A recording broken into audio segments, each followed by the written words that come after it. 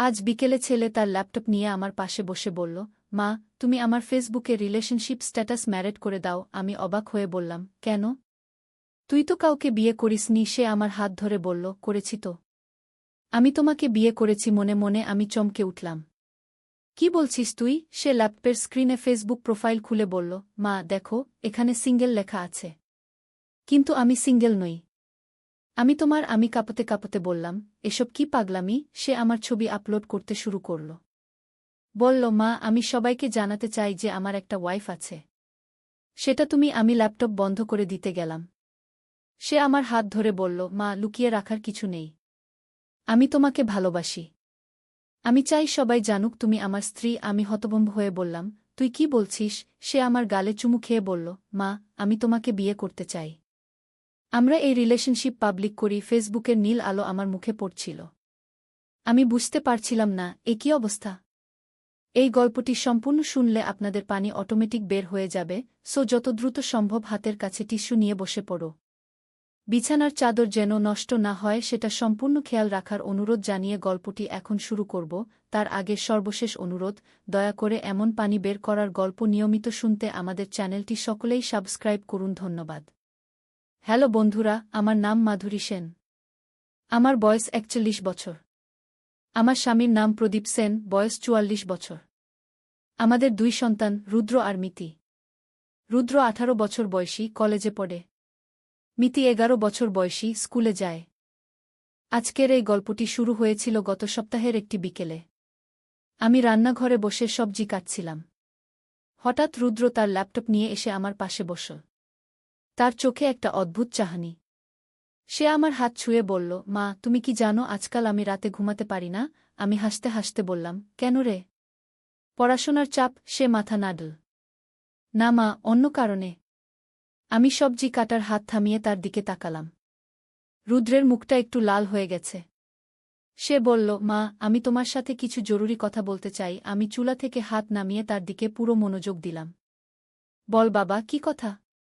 রুদ্র তার ল্যাপটপ খুলল। Facebook page খোলা। সে আমাকে দেখাতে লাগল তার প্রোফাইল। দেখো মা, এখানে রিলেশনশিপ স্ট্যাটাসে সিঙ্গেল লেখা আছে। আমি মাথা নাড়লাম। হ্যাঁ তো, তুই তো সিঙ্গেলই। সে আমার চোখের দিকে তাকিয়ে বলল, কিন্তু আমি আর সিঙ্গেল থাকতে চাই না। আমি হেসে বললাম, তাহলে কোনো মেয়ের সাথে প্রেম কর। তবে পড়াশোনার ক্ষতি যেন না হয়। রুদ্র মাথা নাড়ল। না মা, আমি কোনো মেয়ের কথা ভাবি না। আমি একটু অবাক হলাম। তাহলে? রুদ্র আমার হাত ধরল। মা, আমি শুধু তোমার কথা ভাবি। আমার বুকটা ধক করে উঠল। মানে? সে আমার দিকে তাকিয়ে বলল, আমি তোমাকে ভালোবাসি মা। আমি হাসতে চেষ্টা করলাম। হ্যাঁ জানি তো, তুই আমাকে ভালোবাসিস। কিন্তু রুদ্র মাথা নাড়ল। না মা, সেই ভালোবাসা নয়। আমি তোমাকে অন্যভাবে ভালোবাসি। আমার মাথা ঘুরতে শুরু করল। রুদ্র, তুই কি বলছিস? সে আমার ২ হাত ধরে বলল, মা, আমি বুঝে গেছি যে আমি তোমাকে একজন নারী হিসেবে ভালোবাসি। আমি চমকে উঠে তার হাত ছাড়িয়ে দিলাম। এ কি বলছিস তুই? কিন্তু রুদ্র আমার হাত আবার ধরল। মা, আমি সিরিয়াস। আমি তোমাকে বিয়ে করতে চাই। আমি দাঁড়িয়ে উঠলাম। পা কাঁপছে। রুদ্র, তুই পাগল হয়ে গেছিস? সে আমার পিছু নিল। না মা, আমি একদম ঠিক আছি। আমি সিদ্ধান্ত নিয়ে ফেলেছি। আমি রান্নাঘর থেকে বেরিয়ে গেলাম। কিন্তু রুদ্র তার ল্যাপটপ নিয়ে আমার পিছনে এসে বসল সোফায়। মা, তুমি আমার কাছ থেকে পালিয়ে যেতে পারবে না, রুদ্র বলল। আমি ঘুরে তার দিকে তাকালাম। তার চোখে একটা অদ্ভুত আগুন জ্বলছে।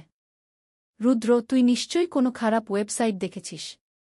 তাই এসব পাগলামি করছিস? সে মাথা নাড়ল। না মা, আমি কিছুই দেখিনি। আমি শুধু বুঝতে পেরেছি যে তুমিই আমার জীবনের একমাত্র নারী। আমি বসে পড়লাম সোফায়। মাথা ধরে রইলাম। রুদ্র আমার পাশে এসে বসল। মা, তুমি এত ভয় পাচ্ছ কেন? আমি তার দিকে তাকালাম। রুদ্র, আমি তোর মা। তুই আমার ছেলে। এটা কোনো সম্পর্ক হতে পারে না। সে আমার হাত ধরল।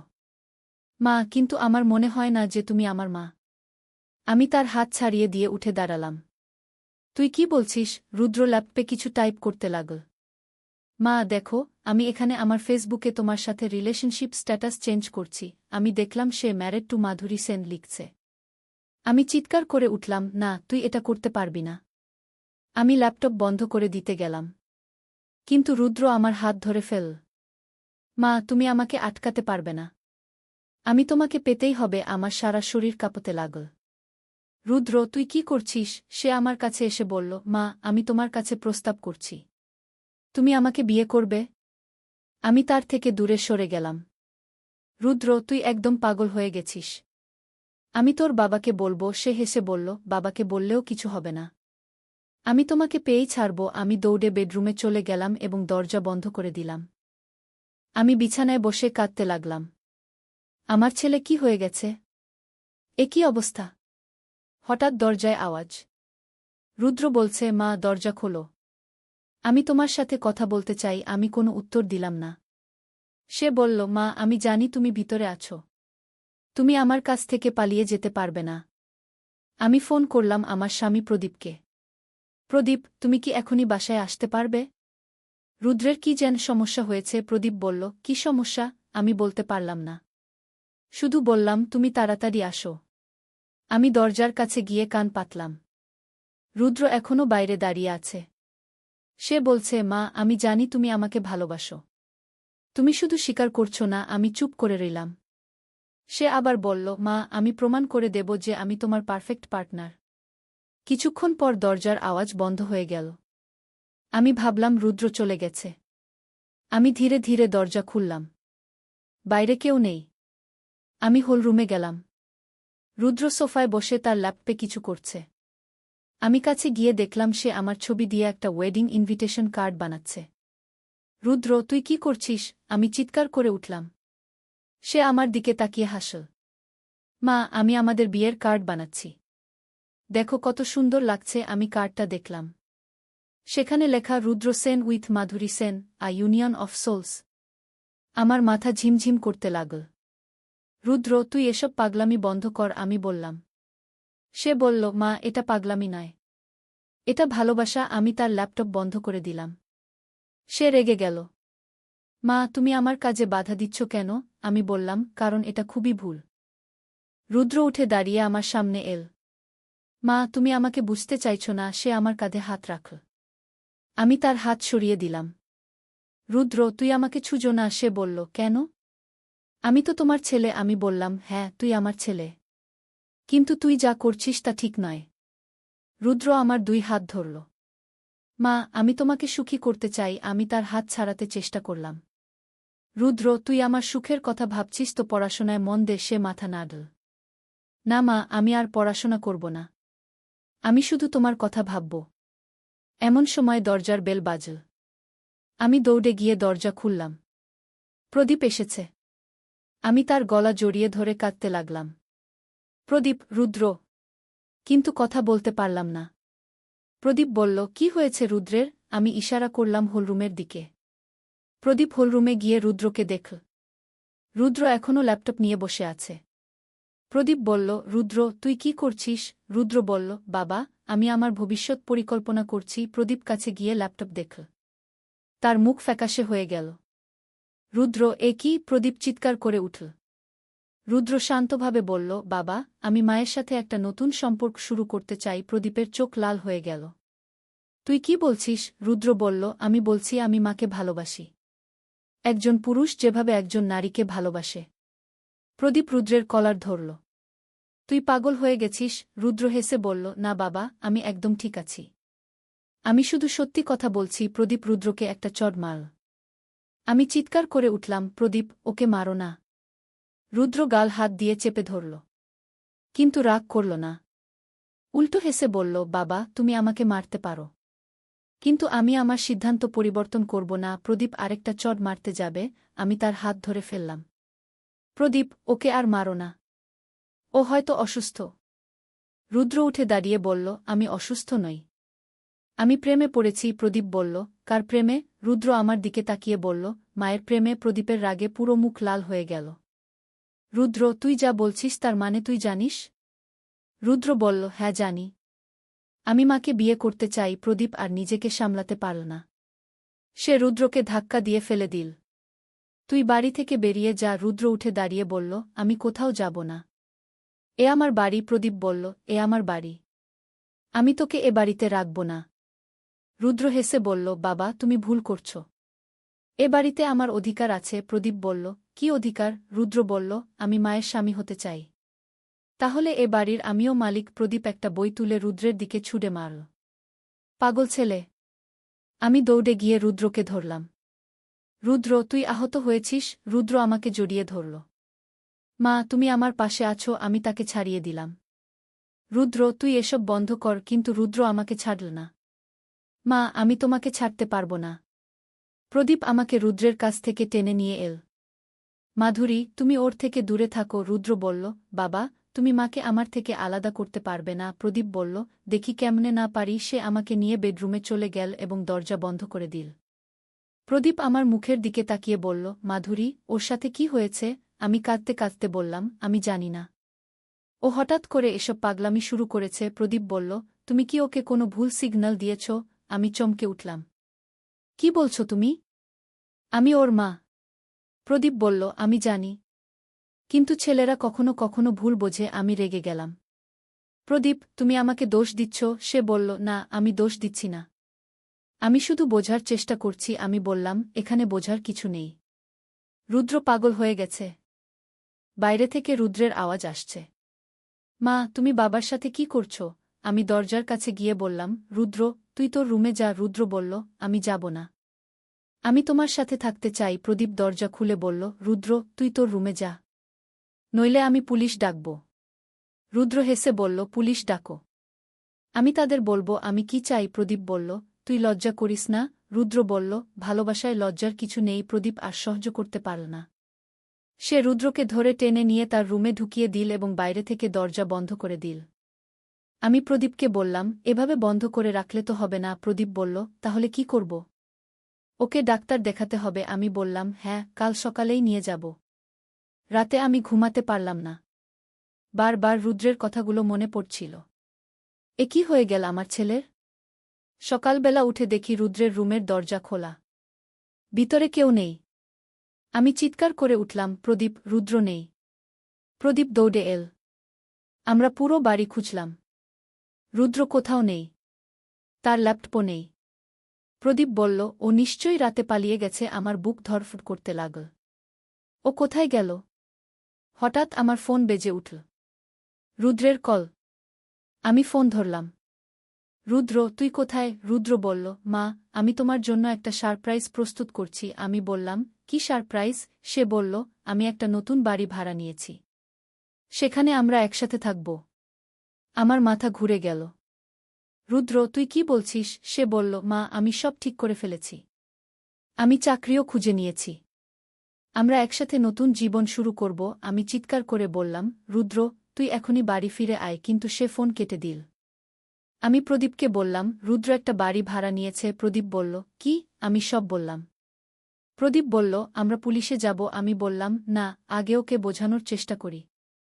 দুপুরে রুদ্র আবার ফোন করল। মা, তুমি আমার কাছে আসবে? আমি বললাম, কোথায়? সে একটা ঠিকানা দিল। এখানে এসো। একা আসবে? আমি বললাম, রুদ্র, আমি যাব না। সে বলল, তাহলে আমি তোমাকে নিয়ে আসব। আমি প্রদীপকে বললাম। প্রদীপ বলল, তুমি যাবে না। আমি যাব। আমি বললাম, একসাথে যাব। প্রদীপ রাজি হল না। কিন্তু আমি জোর করলাম। শেষে আমরা দুজনে গেলাম। ঠিকানাটা ছিল শহরের একটা পুরনো এলাকায়। একটা ছোট ফ্ল্যাট। আমরা দরজায় কড়া নাড়লাম। রুদ্র দরজা খুল। তার পোশাক আশাক অগোছালো। চোখ লাল। মনে হচ্ছে রাতভর ঘুমায়নি। সে আমাকে দেখে খুশি হয়ে বলল, মা, তুমি এসেছ। আমি ভিতরে ঢুকলাম। পুরো ফ্ল্যাটটা নোংরা।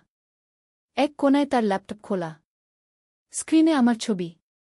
রুদ্র বলল, মা, দেখো, আমি এখানে তোমার জন্য সব প্রস্তুত করেছি। আমি দেখলাম দেয়ালে আমার অনেক ছবি লাগানো।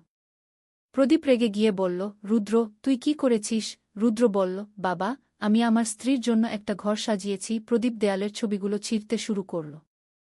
রুদ্র চিৎকার করে উঠল, বাবা, তুমি আমার ছবিগুলো নষ্ট করছো কেন? আমি রুদ্রের কাছে গিয়ে তার হাত ধরলাম। রুদ্র, তুই আমার সাথে বাড়ি চল। রুদ্র মাথা নাড়ল। না মা, আমি এখানেই থাকব। তুমি আমার সাথে থাকো। আমি বললাম, রুদ্র, আমি তোর মা। আমি তোর সাথে এভাবে থাকতে পারি না। রুদ্র আমার দুই হাত ধরে বলল, মা, তুমি কেন বুঝছ না? আমি তোমাকে খুব ভালোবাসি। আমি তার হাত ছাড়িয়ে দিয়ে বললাম, রুদ্র, এটা ভালোবাসা নয়। এটা অসুস্থতা। রুদ্র রেগে গিয়ে বলল, না, এটা অসুস্থতা নয়। এটা প্রেম। প্রদীপ রুদ্রের কলার ধরে বলল, চল, বাড়ি চল। রুদ্র তার হাত ছাড়িয়ে দিয়ে বলল, আমি কোথাও যাব না। প্রদীপ জোর করে রুদ্রকে টানতে লাগল। রুদ্র প্রতিরোধ করতে লাগল।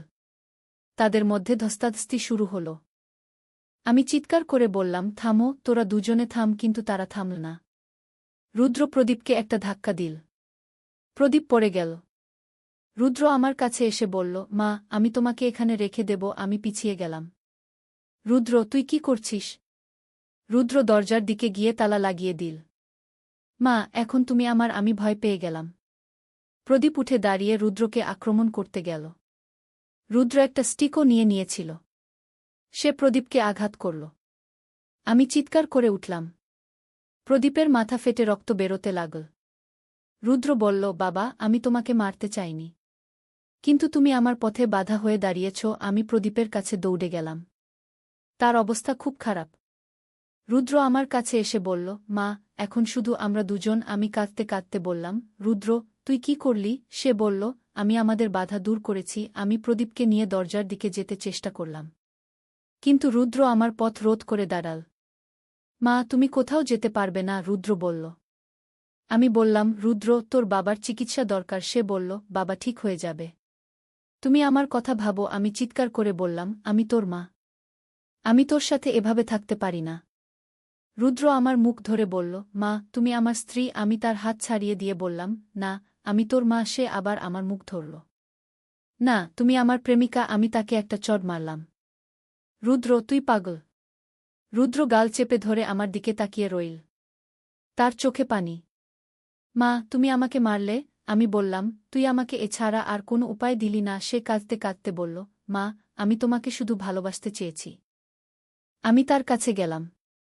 রুদ্র, তুই আমাকে ভালোবাস, আমি জানি, কিন্তু এটা সঠিক উপায় নয়। সে আমাকে জড়িয়ে ধরল। তাহলে সঠিক উপায় কি? আমি বললাম, তুই ডাক্তারের কাছে যা, চিকিৎসা নে। সে মাথা নাড়ল।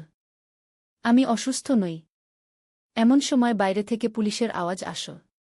দরজা খুলুন। রুদ্র চমকে উঠল। পুলিশ? আমি বললাম, হ্যাঁ, আমি আগেই ফোন করেছিলাম। রুদ্র রেগে গিয়ে বলল, তুমি পুলিশ ডেকেছ? আমি বললাম, তোর ভালোর জন্য। পুলিশ জোর করে দরজা ভেঙে ভিতরে ঢুকল। তারা রুদ্রকে দেখেই বুঝে গেল কি অবস্থা। একজন অফিসার রুদ্রকে ধরল। রুদ্র চিৎকার করে বলল, আমি কিছু করিনি। আমি শুধু আমার স্ত্রীকে ভালোবেসেছি। পুলিশ অফিসার বলল, এ তোমার স্ত্রী নয়, তোমার মা। রুদ্রকে হাতকড়া পরিয়ে নিয়ে গেল। সে শেষ পর্যন্ত আমার দিকে তাকিয়ে বলল, মা, আমি তোমাকে ভালোবাসি। আমি কাঁদতে কাঁদতে বললাম, আমিও তোকে ভালোবাসি, রুদ্র। কিন্তু একজন মা যেভাবে তার ছেলেকে ভালোবাসে। প্রদীপকে হাসপাতালে নিয়ে গেল। তার অবস্থা গুরুতর। আমি হাসপাতালে বসে কাঁদছিলাম। ডাক্তার এসে বলল, আপনার স্বামী এখন বিপদমুক্ত, কিন্তু কয়েকদিন হাসপাতালে থাকতে হবে। আমি স্বস্তির নিঃশ্বাস ফেললাম। একদিন পর রুদ্রকে দেখতে গেলাম পুলিশ স্টেশনে। সে খুবই শান্ত। আমাকে দেখে বলল, মা, তুমি এসেছ? আমি বললাম, হ্যাঁ। তোর অবস্থা কেমন? সে বলল, আমি ভালো আছি, কিন্তু আমি বুঝতে পারছি না কি হয়েছিল আমার। আমি অবাক হলাম। মানে? সে বলল, মা, আমার মনে হচ্ছে আমি কয়েকদিন ধরে পাগল হয়ে গিয়েছিলাম। আমি বললাম, তুই কি মনে করতে পারছিস কি হয়েছিল? সে মাথা নাড়ল। হ্যাঁ, আমি তোমাকে অন্যভাবে দেখছিলাম, কিন্তু এখন আমি বুঝতে পারছি যে তুমি আমার মা। আমি খুশি হয়ে গেলাম। রুদ্র, তুই সুস্থ হয়ে গেছিস? সে বলল, মনে হচ্ছে, কিন্তু মা, আমি যা করেছি তার জন্য আমি খুব দুঃখিত। আমি তার হাত ধরলাম। রুদ্র, তুই অসুস্থ ছিলি, এখন সুস্থ হয়ে গেছিস। পুলিশ অফিসার এসে বলল, আপনার ছেলেকে আমরা ডাক্তার দেখিয়েছি। ডাক্তার বলেছে এটা এক ধরনের মানসিক সমস্যা যা হঠাৎ করে আসে এবং চিকিৎসায় ভালো হয়। আমি বললাম, তাহলে ওকে ছেড়ে দেবেন? তিনি বলল, হ্যাঁ, কিন্তু নিয়মিত ডাক্তারের কাছে নিয়ে যেতে হবে। এক সপ্তাহ পর রুদ্র বাড়ি ফিরল। প্রদীপও হাসপাতাল থেকে ছাড়া পেল।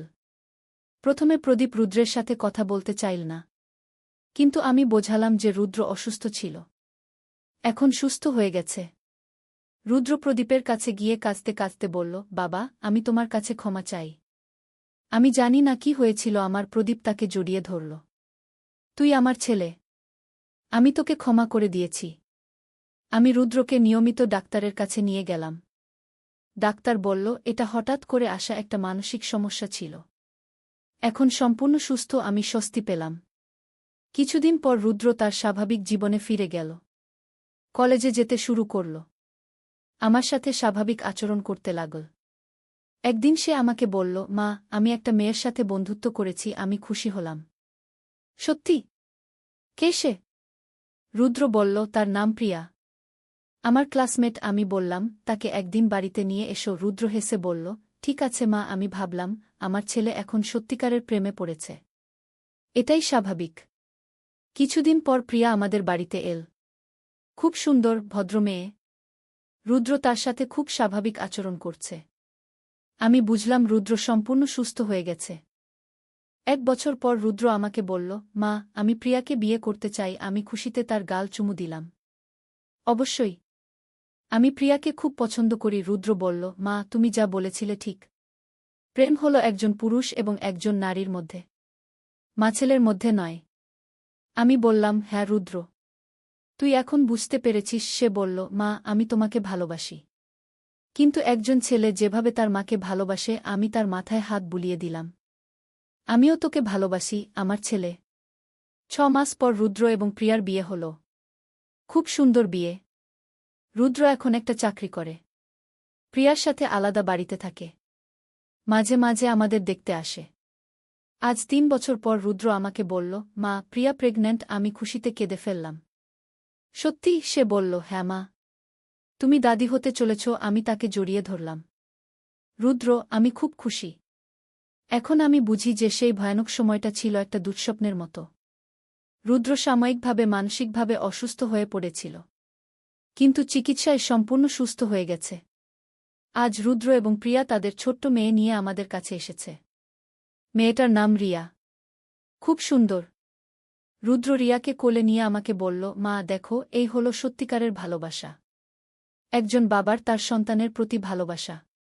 আমি হেসে বললাম, হ্যাঁ রুদ্র, এটাই স্বাভাবিক। সে বলল, মা, আমি কখনো ভুলব না তুমি আমাকে কিভাবে সাহায্য করেছিলে। তুমি আমাকে সঠিক পথ দেখিয়েছিলে। আমি বললাম, আমি তোর মা। তোর ভালোর জন্য যা করা দরকার তাই করেছি। রুদ্র আমার হাত ধরে বলল, মা, আমি এখন বুঝি যে ছেলের ভালোবাসা হল পৃথিবীর সবচেয়ে পবিত্র ভালোবাসা। এর সাথে অন্য কিছুর তুলনা হয় না। আমি মাথা নাড়লাম। ঠিক বলেছিস রুদ্র। এখন আমি শান্তিতে আছি। আমার পরিবার স্বাভাবিক। রুদ্র একজন ভালো স্বামী এবং বাবা হয়েছে। প্রিয়া একজন চমৎকার পুত্রবধূ। আর ছোট্ট রিয়া আমাদের সবার আনন্দের উৎস। আমি মাঝে মাঝে ভাবি, সেই ভয়ানক দিনগুলো যদি আমরা সঠিকভাবে হ্যান্ডেল না করতাম তাহলে কি হতো। কিন্তু আমরা ধৈর্য রেখেছিলাম। রুদ্রকে চিকিৎসা করিয়েছিলাম। আর দেখো, আজ সব ঠিক হয়ে গেছে। আমার মনে হয় এই গল্পটা অন্য মায়েরা শুনলে তারা শিক্ষা নিতে পারবে। কখনো কখনো আমাদের সন্তানরা সাময়িকভাবে মানসিক সমস্যায় ভুগতে পারে। তখন তাদের সাথে ধৈর্য রেখে চিকিৎসা করানো দরকার। রাগ করে বা ঘৃণা করে কিছু সমাধান হয় না। রুদ্র এখন একজন দায়িত্বশীল মানুষ। তার পরিবারের যত্ন নেয়, আমাদের সম্মান করে। মাঝে মাঝে সেই সময়ের কথা বলে এবং লজ্জা পায়। কিন্তু আমি তাকে বলি, তুই তখন অসুস্থ ছিলি, এখন সুস্থ। এটাই গুরুত্বপূর্ণ। প্রিয়া একদিন আমাকে বলেছিল, মা, রুদ্র আমাকে সব বলেছে।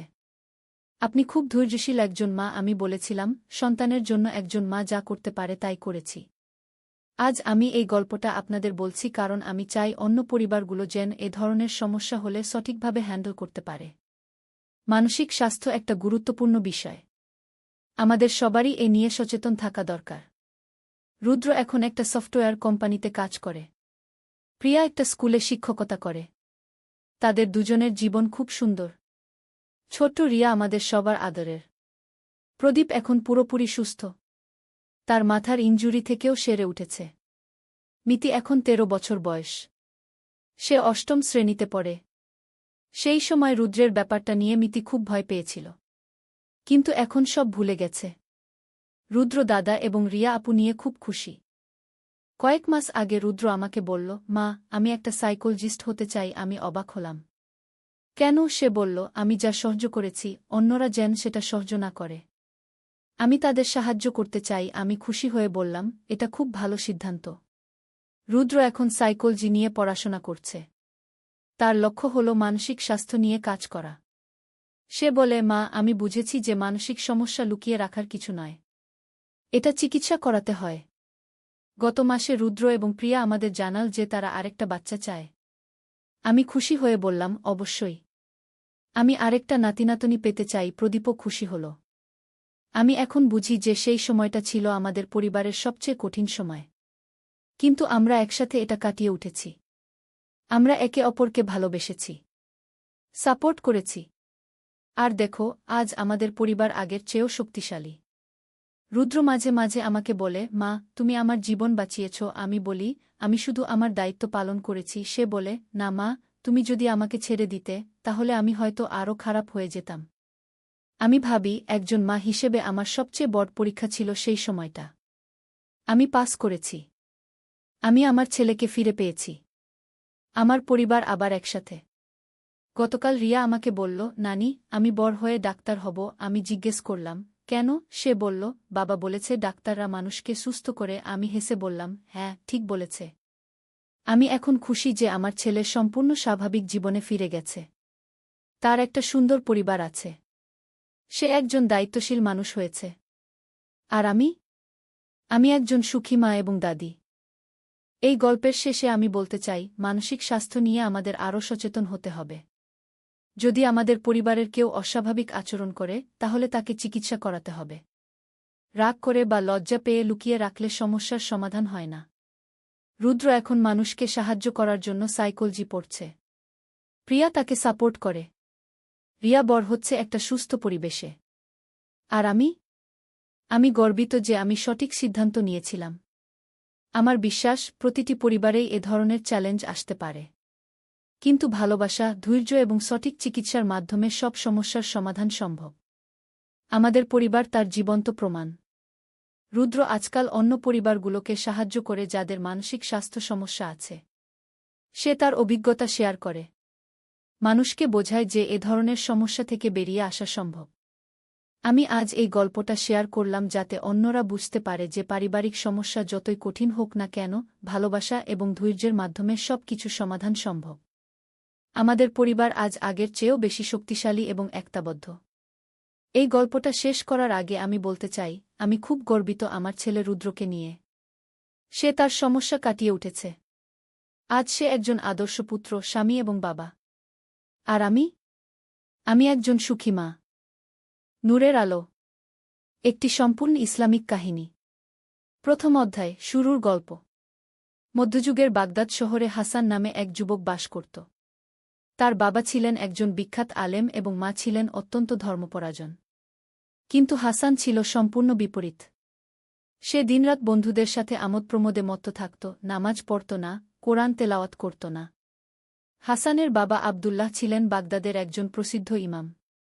প্রতিদিন সকালে ফজরের নামাজের পর তিনি তার ছেলের জন্য দোয়া করতেন। তার চোখে অশ্রু গড়িয়ে পড়ত যখন তিনি দেখতেন হাসান রাতের পর রাত বাড়ি ফিরছে না। হে আল্লাহ, আমার ছেলেকে হেদায়েত দান করুন, তিনি প্রতিদিন কাঁদতে কাঁদতে দোয়া করতেন। হাসানের মা আমিনা প্রতি রাতে তাহাজ্জুদের নামাজে দাঁড়িয়ে তার ছেলের জন্য দোয়া করতেন। তার হৃদয় ভেঙে যেত যখন দেখতেন হাসান মসজিদে আসে না, বরং খারাপ সঙ্গীদের সাথে সময় কাটায়। দ্বিতীয় অধ্যায়, পথভ্রষ্টতার চরম। হাসান দিন দিন আরও খারাপের দিকে যাচ্ছিল। সে জুয়া খেলা শুরু করেছিল, মদ্যপান করত এবং চুরিডাকাতিতেও লিপ্ত হয়েছিল। তার বন্ধুরা ছিল একদল দুর্বৃত্ত যারা তাকে আরও পাপের পথে টেনে নিয়ে যাচ্ছিল। একদিন হাসান এবং তার বন্ধুরা একটি বড় ডাকাতির পরিকল্পনা করল। তারা শহরের সবচেয়ে ধনী ব্যবসায়ী আবু ইউসুফের বাড়িতে ডাকাতি করার সিদ্ধান্ত নিল। আবু ইউসুফ ছিলেন একজন অত্যন্ত ধর্মপরায়ণ ব্যক্তি যিনি তার সম্পদের একটি বড় অংশ গরিব দুঃখীদের মধ্যে দান করতেন। পরিকল্পনা অনুযায়ী তারা রাতের অন্ধকারে আবু ইউসুফের বাড়িতে প্রবেশ করল। কিন্তু সেখানে গিয়ে হাসান একটি দৃশ্য দেখল যা তার জীবনটাই বদলে দিল। তৃতীয় অধ্যায়, প্রথম আলোর ঝলক। আবু ইউসুফের বাড়িতে ঢুকে হাসান দেখল বৃদ্ধ আবু ইউসুফ তাহাজ্জুদের নামাজে দাঁড়িয়ে আছেন। তিনি কান্নায় ভেঙে পড়ে আল্লাহর কাছে দোয়া করছিলেন। হে আল্লাহ, আমাদের শহরের যুবকরা পথভ্রষ্ট হয়ে যাচ্ছে। তাদেরকে সঠিক পথ দেখান। বিশেষ করে ইমাম আবদুল্লাহর ছেলে হাসানের জন্য দোয়া করি। তার বাবা মা কতই না কষ্ট পাচ্ছেন। হে আল্লাহ, হাসানকে হেদায়েত দান করুন গো। এই কথা শুনে হাসানের হৃদয় কেঁপে উঠল। তার চোখে পানি এসে গেল। সে বুঝতে পারল যে এই মানুষটি, যাকে সে ডাকাতি করতে এসেছে, তার জন্যই দোয়া করছেন। হাসান চুপচাপ বাড়ি থেকে বেরিয়ে এল। তার বন্ধুরা জিজ্ঞেস করল কেন সে ডাকাতি করল না। হাসান কিছু বলল না, শুধু বলল, আজ আর পারছি না গি। সেই রাতে হাসান ঘুমাতে পারল না। বারবার তার কানে বাজছিল আবু ইউসুফের দোয়ার কথা। প্রথমবারের মতো তার অন্তরে অনুশোচনা জাগল। চতুর্থ অধ্যায়, পরিবর্তনের শুরু। পরদিন সকালে হাসান তার বাবার কাছে গেল। আবদুল্লাহ তখন কোরআন তেলাওয়াত করছিলেন। হাসানকে দেখে তিনি অবাক হলেন, কারণ এত সকালে হাসান কখনো ঘর থেকে বের হতো না। বাবা, হাসান কাঁদতে কাঁদতে বলল, আমি অনেক পাপ করেছি। আল্লাহ কি আমাকে ক্ষমা করবেন? আবদুল্লাহর চোখে খুশির অশ্রু এসে গেল। তিনি তার ছেলেকে বুকে জড়িয়ে ধরে বললেন, বেটা, আল্লাহ অত্যন্ত ক্ষমাশীল। তিনি বলেছেন, যে তওবা করে এবং সৎকর্ম করে, আল্লাহ তার পাপগুলোকে পুণ্যে পরিবর্তিত করে দেন। সেই দিন থেকে হাসানের জীবনে নতুন অধ্যায় শুরু হল। সে প্রতিদিন 5 ওয়াক্ত নামাজ পড়তে শুরু করল, কোরআন শেখা শুরু করল এবং তার পুরানো বন্ধুদের সাথে সম্পর্ক ছিন্ন করল। পঞ্চম অধ্যায়, জ্ঞান অর্জনের পথে। হাসান ইসলামিক শিক্ষা নিতে শুরু করল। তার বাবা তাকে বিভিন্ন আলেমদের কাছে পাঠাতে শুরু করলেন। হাসান হাদিস, ফিকহ, তাফসির সব বিষয়ে জ্ঞান অর্জন করতে লাগল। 3 বছর পর হাসান একজন ভাল আলেম হয়ে উঠল। কিন্তু তার মনে এক প্রশ্ন ঘুরপাক খাচ্ছিল, তার অতীতের পাপের জন্য সে কিভাবে কাফফারা দেবে। একদিন তার বাবা তাকে বললেন, বেটা, তোমার শেখার সময় শেষ। এখন সময় এসেছে মানুষের কাজে আসার। আমি চাই তুমি শহরের গরিব মানুষদের সেবা করগু। হাসান তার বাবার কথা মেনে নিল। সে গরিব এলাকায় গিয়ে একটি ছোট মাদ্রাসা ও এতিমখানা প্রতিষ্ঠা করল। সেখানে সে গরিব শিশুদের বিনামূল্যে শিক্ষা দিতে শুরু করল। ষষ্ঠ অধ্যায়, সেবার মধ্যে শান্তি। হাসানের মাদ্রাসায় দিন দিন ছাত্রের সংখ্যা বাড়তে থাকল। সে শুধু দিনী শিক্ষা নয়, দুনিয়াবী শিক্ষাও দিত। তার উদ্দেশ্য ছিল এমন মুসলমান তৈরি করা যারা দিন ও দুনিয়া দুটোতেই সফল হবে। এতিমখানায় তিনি 500টি এতিম শিশুর দেখাশোনা করতেন। তাদের খাওয়া, পড়া, চিকিৎসা সবকিছুর ব্যবস্থা করতেন। রাতে তিনি তাদের ঘুম পাড়ানোর জন্য ইসলামিক গল্প বলতেন। একদিন এক ছোট্ট এতিম বাচ্চা তাকে জিজ্ঞেস করল, চাচা, আপনি কেন আমাদের এত সেবা করেন? আমাদের তো কোনো আত্মীয় নেই গু। হাসানের চোখে পানি এসে গেল। তিনি বাচ্চাটিকে কোলে নিয়ে বললেন, তোমরা সবাই আমার সন্তানের মতো। আল্লাহ তায়ালা বলেছেন, যে এতিমদের সেবা করবে সে জান্নাতে আমার সাথে থাকবে গু। সপ্তম অধ্যায়, বিপদের মোকাবেলা। হাসানের ভালো কাজ দেখে কিছু লোক হিংসা করতে শুরু করল। তারা শহরের কর্তৃপক্ষের কাছে মিথ্যা অভিযোগ করল যে হাসান রাজনৈতিক ষড়যন্ত্র করছে। একদিন রাতে সরকারি সৈন্যরা এসে হাসানকে গ্রেফতার করল। তাকে কারাগারে রাখা হল। কারাগারে বসে হাসান আল্লাহর কাছে দোয়া করতে লাগল। হে আল্লাহ, যদি এই বিপদ আমার কোনো ভুলের কারণে হয়ে থাকে, তাহলে আমাকে ক্ষমা করুন। আর যদি এটা আমার পরীক্ষা হয়, তাহলে আমাকে ধৈর্য দান করুন। কারাগারে অন্য বন্দীরা তার কাছে ইসলাম সম্পর্কে জানতে চাইত। হাসান তাদের কোরআনের আয়াত শেখাতেন, হাদিস বলতেন। ধীরে ধীরে অনেক বন্দী তওবা করে সৎপথে ফিরে এল। অষ্টম অধ্যায়, সত্যের জয়। 3 মাস পর সত্য প্রকাশ পেল। যারা হাসানের বিরুদ্ধে মিথ্যা অভিযোগ করেছিল, তাদের আসল উদ্দেশ্য ফাঁস হয়ে গেল। তারা চেয়েছিল হাসানের জমিজমা দখল করতে। হাসান কারাগার থেকে মুক্তি পেল। সাথে সাথে অনেক বন্দীও তার সাথে বেরিয়ে এল, যারা কারাগারেই তওবা করে মুসলমান হয়েছিল। শহরবাসী হাসানকে বীরের মতো সংবর্ধনা দিল। কিন্তু হাসান বলল, এই সব প্রশংসা আল্লাহর। আমি তো কেবল তার একজন বান্দাগু। হাসান আবার তার এতিমখানা ও মাদ্রাসার কাজে মনোযোগ দিল। এবার তার সাথে যুক্ত হল কারাগার থেকে আসা সেই তবাকারী লোকেরা। নবম অধ্যায়, হজের সফর। 4 বছর বয়সে হাসান হজ করার সিদ্ধান্ত নিল। তিনি তার এতিমখানা ও মাদ্রাসার দায়িত্ব তার ছাত্রদের হাতে দিয়ে পবিত্র মক্কার উদ্দেশ্যে রওনা হলেন। মক্কায় পৌঁছে কাবা শরীফ দেখার পর হাসানের অবস্থা হল অন্যরকম। তিনি কাঁদতে কাঁদতে তোয়াফ করলেন। প্রতিটি চক্করে তিনি আল্লাহর কাছে নিজের, তার পরিবারের এবং সারা বিশ্বের মুসলমানদের জন্য দোয়া করলেন। সাফা মারওয়ার মাঝখানে তিনি দোয়া করলেন, হে আল্লাহ, আমি একদিন পাপী ছিলাম। আপনি আমাকে ক্ষমা করেছেন, সঠিক পথ দেখিয়েছেন। এখন আমার মৃত্যুর আগ পর্যন্ত যেন আপনার পথেই থাকতে পারি গে। আরাফাতের ময়দানে দাঁড়িয়ে তিনি সারা বিশ্বের জন্য দোয়া করলেন। তিনি দেখতে পেলেন লাখো মুসলমান একসাথে আল্লাহর কাছে কান্নাকাটি করছে। এই দৃশ্য দেখে তার হৃদয় আল্লাহর ভালোবাসায় ভরে গেল। 10ম অধ্যায়, ফেরার পথে নতুন পরিকল্পনা। হজ শেষে মদিনায় গিয়ে হাসান রাসূল শাহ এর রওজা জিয়ারত করলেন। সেখানে দাঁড়িয়ে তিনি অনুভব করলেন যেন রাসূল শাহ তার সাথে কথা বলছেন। তিনি মনে মনে প্রতিজ্ঞা করলেন যে ফিরে গিয়ে আরও বেশি মানুষের সেবা করবেন। শুধু তার শহরে নয়, আশেপাশের গ্রামগুলোতেও শিক্ষার আলো ছড়িয়ে দেবেন। হজ থেকে ফেরার পথে তিনি বিভিন্ন শহরে থেমে সেখানকার আলেম ও দায়ীদের সাথে মিলিত হলেন। তিনি বুঝতে পারলেন যে ইসলামিক শিক্ষা ছড়ানোর জন্য একটি বড় নেটওয়ার্ক দরকার। 11 অধ্যায়, স্বদেশে প্রত্যাবর্তন ও নতুন উদ্যোগ। বাগদাদে ফিরে এসে হাসান দেখলেন তার এতিমখানা ও মাদ্রাসা আরও বড় হয়েছে।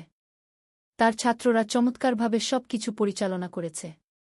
তিনি এবার একটি বড় পরিকল্পনা নিলেন।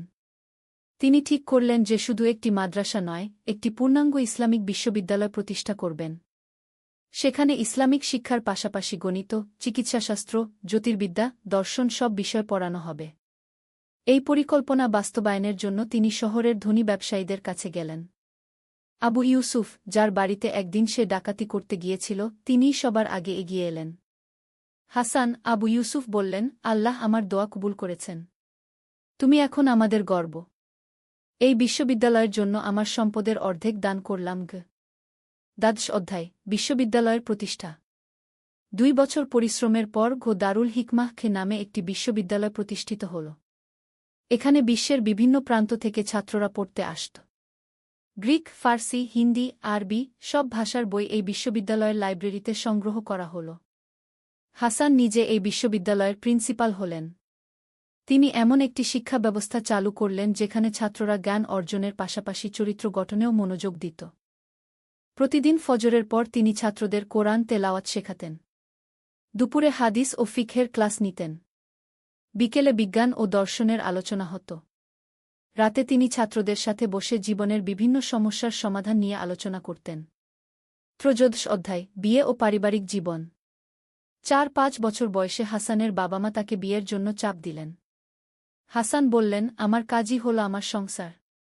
এতিম বাচ্চারা আমার সন্তান গু। কিন্তু তার বাবা বললেন, বেটা, রাসূল শাহ বলেছেন, বিবাহ আমার সুন্নত। তুমি বিয়ে কর, তাহলে তোমার জীবন আরও সুন্দর হবে গু। হাসান তার বাবার কথা মেনে নিলেন। তিনি ফাতেমা নামে এক ধার্মিক মেয়েকে বিয়ে করলেন। ফাতেমাও ছিল অত্যন্ত পড়াশোনা জানা এবং সমাজসেবায় আগ্রহী। বিয়ের পর ফাতেমা হাসানের কাজে অংশীদার হয়ে গেল। তিনি মেয়েদের জন্য আলাদা মাদ্রাসা খুললেন। সেখানে মেয়েরা ইসলামিক শিক্ষার পাশাপাশি সেলাই, রান্না, চিকিৎসাবিদ্যার প্রাথমিক জ্ঞান শিখত। হাসান ও ফাতেমার 3টি সন্তান হল, 2 ছেলে ও 1 মেয়ে। তারা সবাই বাবা মায়ের মতো ধার্মিক ও পড়াশোনায় ভালো হয়ে বড় হল। 14 অধ্যায়, সমাজ সংস্কার। হাসান দেখতে পেলেন সমাজে অনেক কুসংস্কার ও অন্যায় রয়েছে। কিছু মানুষ ইসলামের নামে ভুল কাজ করছে।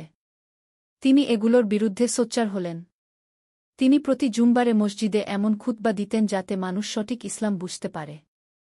তিনি বলতেন, ইসলাম এসেছে মানুষকে শান্তি দিতে, কষ্ট দিতে নয়। ইসলাম নারী পুরুষ সবাইকে সমান মর্যাদা দিয়েছে। ইসলাম সব ধর্মের মানুষের সাথে সুন্দর ব্যবহারের কথা বলেছে গি। তার এই খুতবা শুনে অনেক মানুষের চিন্তাভাবনা পরিবর্তন হতে লাগল। সমাজে অশান্তি কমে এল, মানুষে মানুষে ভালোবাসা বাড়ল। 15 অধ্যায়, আন্তর্জাতিক খ্যাতি। হাসানের বিশ্ববিদ্যালয়ের খ্যাতি ছড়িয়ে পড়ল পৃথিবীর বিভিন্ন প্রান্তে। ইউরোপ, আফ্রিকা, এশিয়ার বিভিন্ন দেশ থেকে ছাত্ররা এখানে পড়তে আসতে লাগল। এমনকি অনেক অমুসলিম ছাত্রও এই বিশ্ববিদ্যালয়ে ভর্তি হল। বিভিন্ন দেশের রাজা বাদশাহরা হাসানের কাছে চিঠি পাঠিয়ে তাদের দেশেও এমন বিশ্ববিদ্যালয় প্রতিষ্ঠার অনুরোধ করতে লাগলেন। হাসান তার শিষ্যদের বিভিন্ন দেশে পাঠিয়ে সেখানে শিক্ষা প্রতিষ্ঠান স্থাপনে সাহায্য করলেন। একদিন বাইজেন্টাইন সম্রাট একটি প্রতিনিধিদল পাঠালেন হাসানের সাথে দেখা করতে। তারা বলল, আমরা শুনেছি আপনার বিশ্ববিদ্যালয়ে সব ধর্মের মানুষ একসাথে পড়াশোনা করে। এটা কিভাবে সম্ভব? হাসান উত্তর দিলেন, ইসলাম আমাদের শিখিয়েছে যে জ্ঞানার্জনের ক্ষেত্রে কোনো ভেদাভেদ নেই। আল্লাহ তায়ালা বলেছেন, তোমরা জ্ঞান অর্জন কর, চাই তার জন্য চীন দেশে যেতে হয় জ্ঞান সবার জন্য, সব ধর্মের মানুষের জন্য প্রতিনিধিদলের নেতা অবাক হয়ে জিজ্ঞেস করল, কিন্তু ধর্মীয় বিরোধ হয় না? না, হাসান হেসে বললেন, কারণ আমরা জ্ঞানের আলোচনা করি, বিতর্ক করি না। আমরা একে অপরের কাছ থেকে শিখি। ইসলাম আমাদের শিখিয়েছে যে লা ইকরাহা ফিদ দ্বীন, ধর্মে কোনো জবরদস্তি নেই। ষোড়শ অধ্যায়, বার্ধক্য ও জীবনের শেষ পর্যায়ে। ৬০ বছর বয়সে হাসান ধীরে ধীরে তার দায়িত্ব তার ছেলেদের ও শিষ্যদের হাতে ছেড়ে দিতে শুরু করলেন। তিনি বুঝতে পারছিলেন যে তার জীবনের সন্ধ্যা নেমে আসছে। তিনি এখন বেশিরভাগ সময় ইবাদত বন্দেগিতে কাটাতেন। প্রতিদিন তাহাজ্জুদ নামাজের পর তিনি দীর্ঘ সময় দোয়া করতেন, নিজের জন্য, পরিবারের জন্য, ছাত্রদের জন্য এবং পুরো উম্মতের জন্য। একদিন তিনি তার ছেলেদের ডেকে বললেন, তোমাদের কাছে আমার কিছু কথা আছে। আমি জানি না আর কতদিন তোমাদের মাঝে থাকব।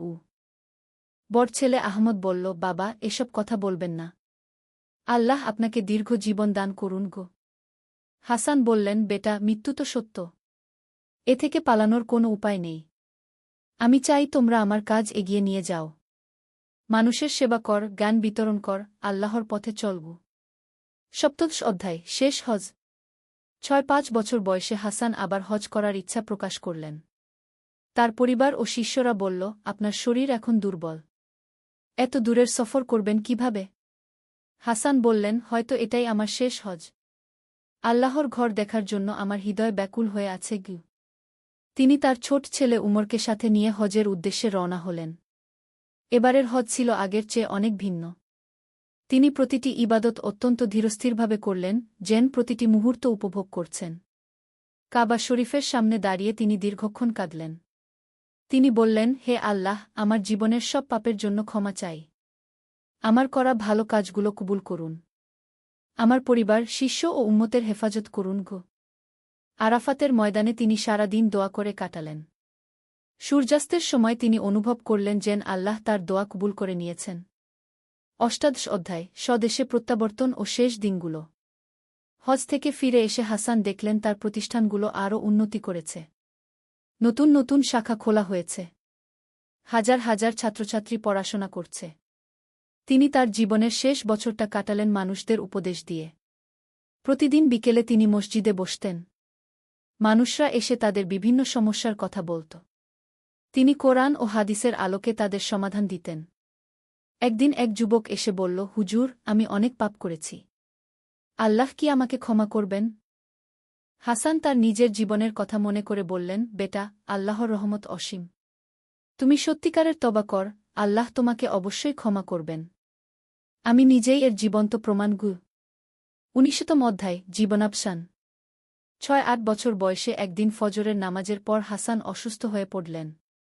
ডাক্তাররা এসে বললেন তার শরীর এখন খুবই দুর্বল। হয়তো বেশি দিন নেই। হাসান তার পরিবার ও নিকটজনদের ডেকে বললেন, আমার সময় শেষ হয়ে আসছে। তোমরা আমার জন্য দুঃখ করো না। আমি আল্লাহর কাছে যাচ্ছি। এটা খুশির ব্যাপার। তিনি তার স্ত্রী ফাতেমাকে বললেন, আমার পর তুমি এতিমখানার দেখাশোনা করবে। মেয়েদের শিক্ষার ব্যাপারে নজর রাখবে। ছেলেদের বললেন, তোমরা সবসময় ন্যায়ের পথে থাকবে। মানুষের সেবা করবে। জ্ঞানের আলো ছড়িয়ে দেবে। শিষ্যদের বললেন, তোমরা আমার কাজ চালিয়ে যাবে। ইসলামের সত্যিকারের বাণী মানুষের কাছে পৌঁছে দেবে। ২০তম অধ্যায়, মৃত্যু ও পরবর্তী প্রভাব। একটি জুমবারের দিন ফজরের নামাজের পর হাসান শেষবারের মতো কালেমা পড়ে আল্লাহর ডাকে সাড়া দিলেন। তার মুখে ছিল শান্তির হাসি। তার মৃত্যুর খবর পেয়ে সারা শহর থেকে হাজার হাজার মানুষ এল। গরিবধনী, মুসলিম ও মুসলিম সবাই তার জানাজায় অংশগ্রহণ করল। তার এক পুরানো ছাত্র বলল, আমাদের উস্তাদ শুধু একজন শিক্ষক ছিলেন না, তিনি ছিলেন একজন জীবন্ত কোরআন। তার জীবন দেখে আমরা বুঝতাম ইসলাম কি।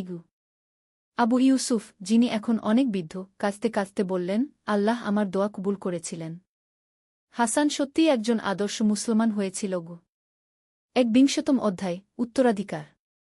হাসানের মৃত্যুর পর তার প্রতিষ্ঠানগুলো তার ছেলেরা ও শিষ্যরা চালিয়ে নিয়ে গেল। তার স্ত্রী ফাতেমা মেয়েদের শিক্ষার ক্ষেত্রে অগ্রণী ভূমিকা পালন করলেন। হাসানের বড় ছেলে আহমদ বিশ্ববিদ্যালয়ের পরিচালক হলেন। তিনি তার বাবার মতোই জ্ঞান ও সেবার মাধ্যমে মানুষের হৃদয় জয় করলেন। মেজ ছেলে উমর এতিমখানার দায়িত্ব নিলেন। তিনি এতিম শিশুদের শুধু লেখাপড়া নয়, বিভিন্ন কারিগরি বিদ্যাও শেখাতেন যাতে তারা ভবিষ্যতে স্বাবলম্বী হতে পারে। মেয়ে আয়েশা মায়ের সাথে মিলে নারী শিক্ষার ক্ষেত্রে কাজ করলেন। তিনি বিশ্বাস করতেন যে একজন শিক্ষিত নারী একটি পুরো পরিবার ও সমাজকে আলোকিত করতে পারে। ২২তম অধ্যায়, দীর্ঘমেয়াদী প্রভাব। হাসানের মৃত্যুর ৫-০ বছর পর তার প্রতিষ্ঠিত বিশ্ববিদ্যালয় হয়ে উঠল বিশ্বের অন্যতম শ্রেষ্ঠ শিক্ষাকেন্দ্র। এখানকার গবেষকরা চিকিৎসা, জ্যোতির্বিদ্যা, গণিত, দর্শনে অনেক নতুন আবিষ্কার করলেন।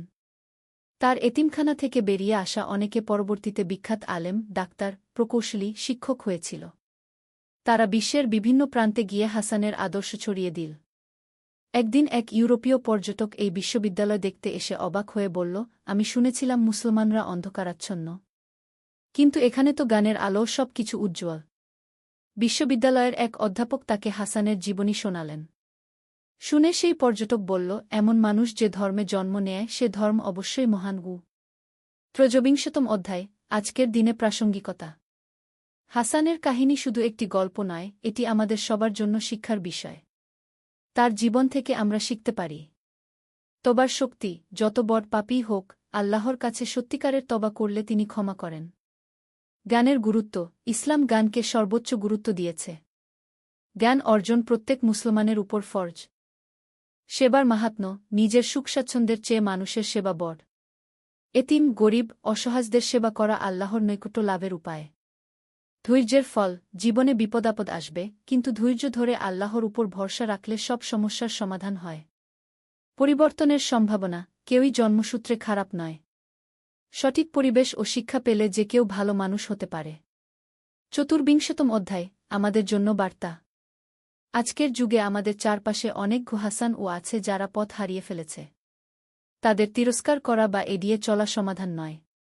বরং হাসানের বাবা-মা আর আবু ইউসুফের মতো তাদের জন্য দোয়া করতে হবে, ভালোবাসা দিতে হবে। আমাদের সমাজে শিক্ষার অভাব, দারিদ্র্য, অন্যায়, অবিচার আছে। হাসানের মতো আমাদেরও এগিয়ে আসতে হবে। প্রত্যেকে যার যার অবস্থান থেকে সমাজের কল্যাণে কাজ করতে হবে। হাসান দেখিয়েছেন যে একজন মানুষের পরিবর্তন কিভাবে পুরো সমাজের পরিবর্তন আনতে পারে। একটি ভালো কাজ, একটি ভালো সিদ্ধান্ত, একটি ভালো প্রতিষ্ঠান, এগুলো শতাব্দী ধরে মানুষের উপকার করে যেতে পারে। উপসংহার। চিরন্তন বার্তা। হাসানের গল্প শেষ হলেও তার বার্তা আজও প্রাসঙ্গিক। ইসলাম শুধু একটি ধর্ম নয়, এটি জীবনযাপনের পূর্ণাঙ্গ পদ্ধতি।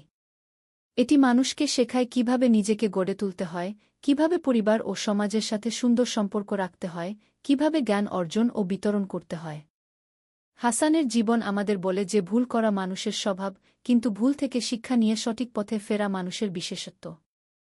আল্লাহ তায়ালা আমাদের সবাইকে হাসানের মতো জীবন যাপনের তৌফিক দান করুন। আল্লাহুম্মা আমিন। শেষ কথা, এই গল্পটি কাল্পনিক হলেও এর শিক্ষা ও বার্তা বাস্তব। ইসলামের সত্যিকারের আদর্শ এখানে তুলে ধরার চেষ্টা করা হয়েছে। আল্লাহ তায়ালা আমাদের সবাইকে এই আদর্শের অনুসারী হওয়ার তৌফিক দান করুন। একদিন আলী সাহেব সোহেলের অফিসে এলেন। সোহেল তাকে দেখে অবাক হয়ে গেল। স্যার, আপনি এখানে? হ্যাঁ সোহেল, তোমার অফিস একবার দেখতে চাইলাম। খুব সুন্দর হয়েছে গু। আলী সাহেব পুরো অফিস ঘুরে দেখলেন। কর্মচারীদের সাথে কথা বললেন।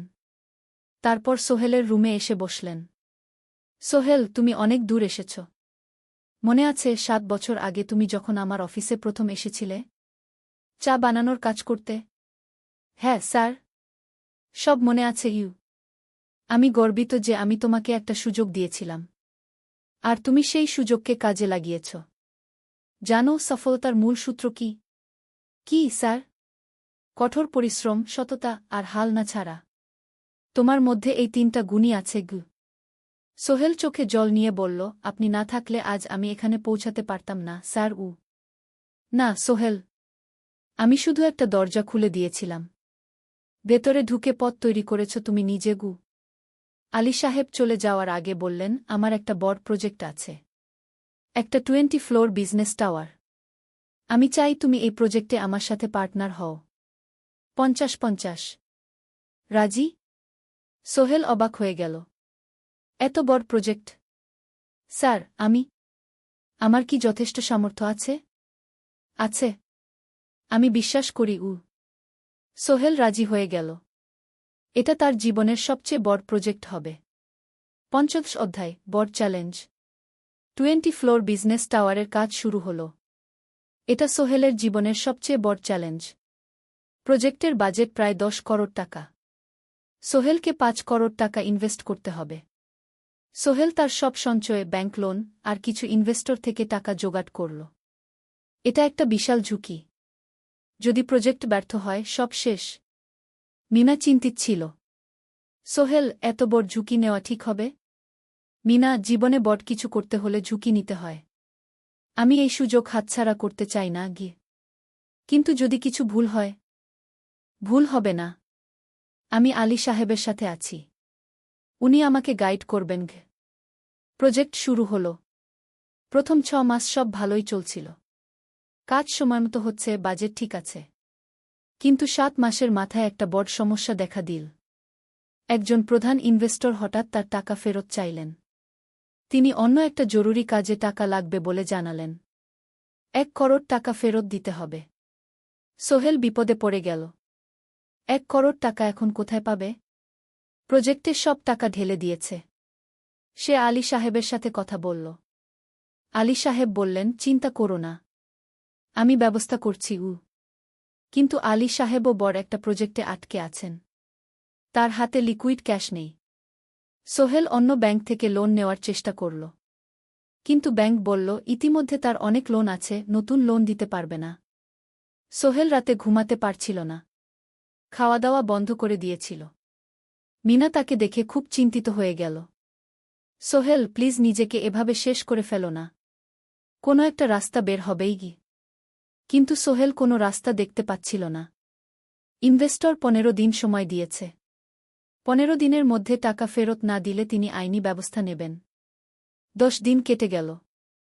সোহেল কোনো সমাধান খুঁজে পেল না। সে প্রায় হাল ছেড়ে দিয়েছিল। ১১ দিনের দিন একটা অপ্রত্যাশিত ঘটনা ঘটল। জাহিদ ভাই, সোহেলের পুরনো সহকর্মী, তার অফিসে এলেন। জাহিদ ভাই এখন একটা রিয়েল এস্টেট কোম্পানিতে সিনিয়র ম্যানেজার। সোহেল, আমি তোমার সমস্যার কথা শুনেছি। হ্যাঁ ভাই, আমি বিপদে পড়েছি। আমি তোমাকে সাহায্য করতে চাই। আমার কিছু সঞ্চয় আছে, ৫ লাখ টাকা। তুমি নাও। সোহেল চোখে জল নিয়ে বলল, ভাই আমি কিছু বলার দরকার নেই। তুমি আমাকে অনেক কিছু শিখিয়েছ। তোমার কাছ থেকে পরিশ্রম আর সততা শিখেছি।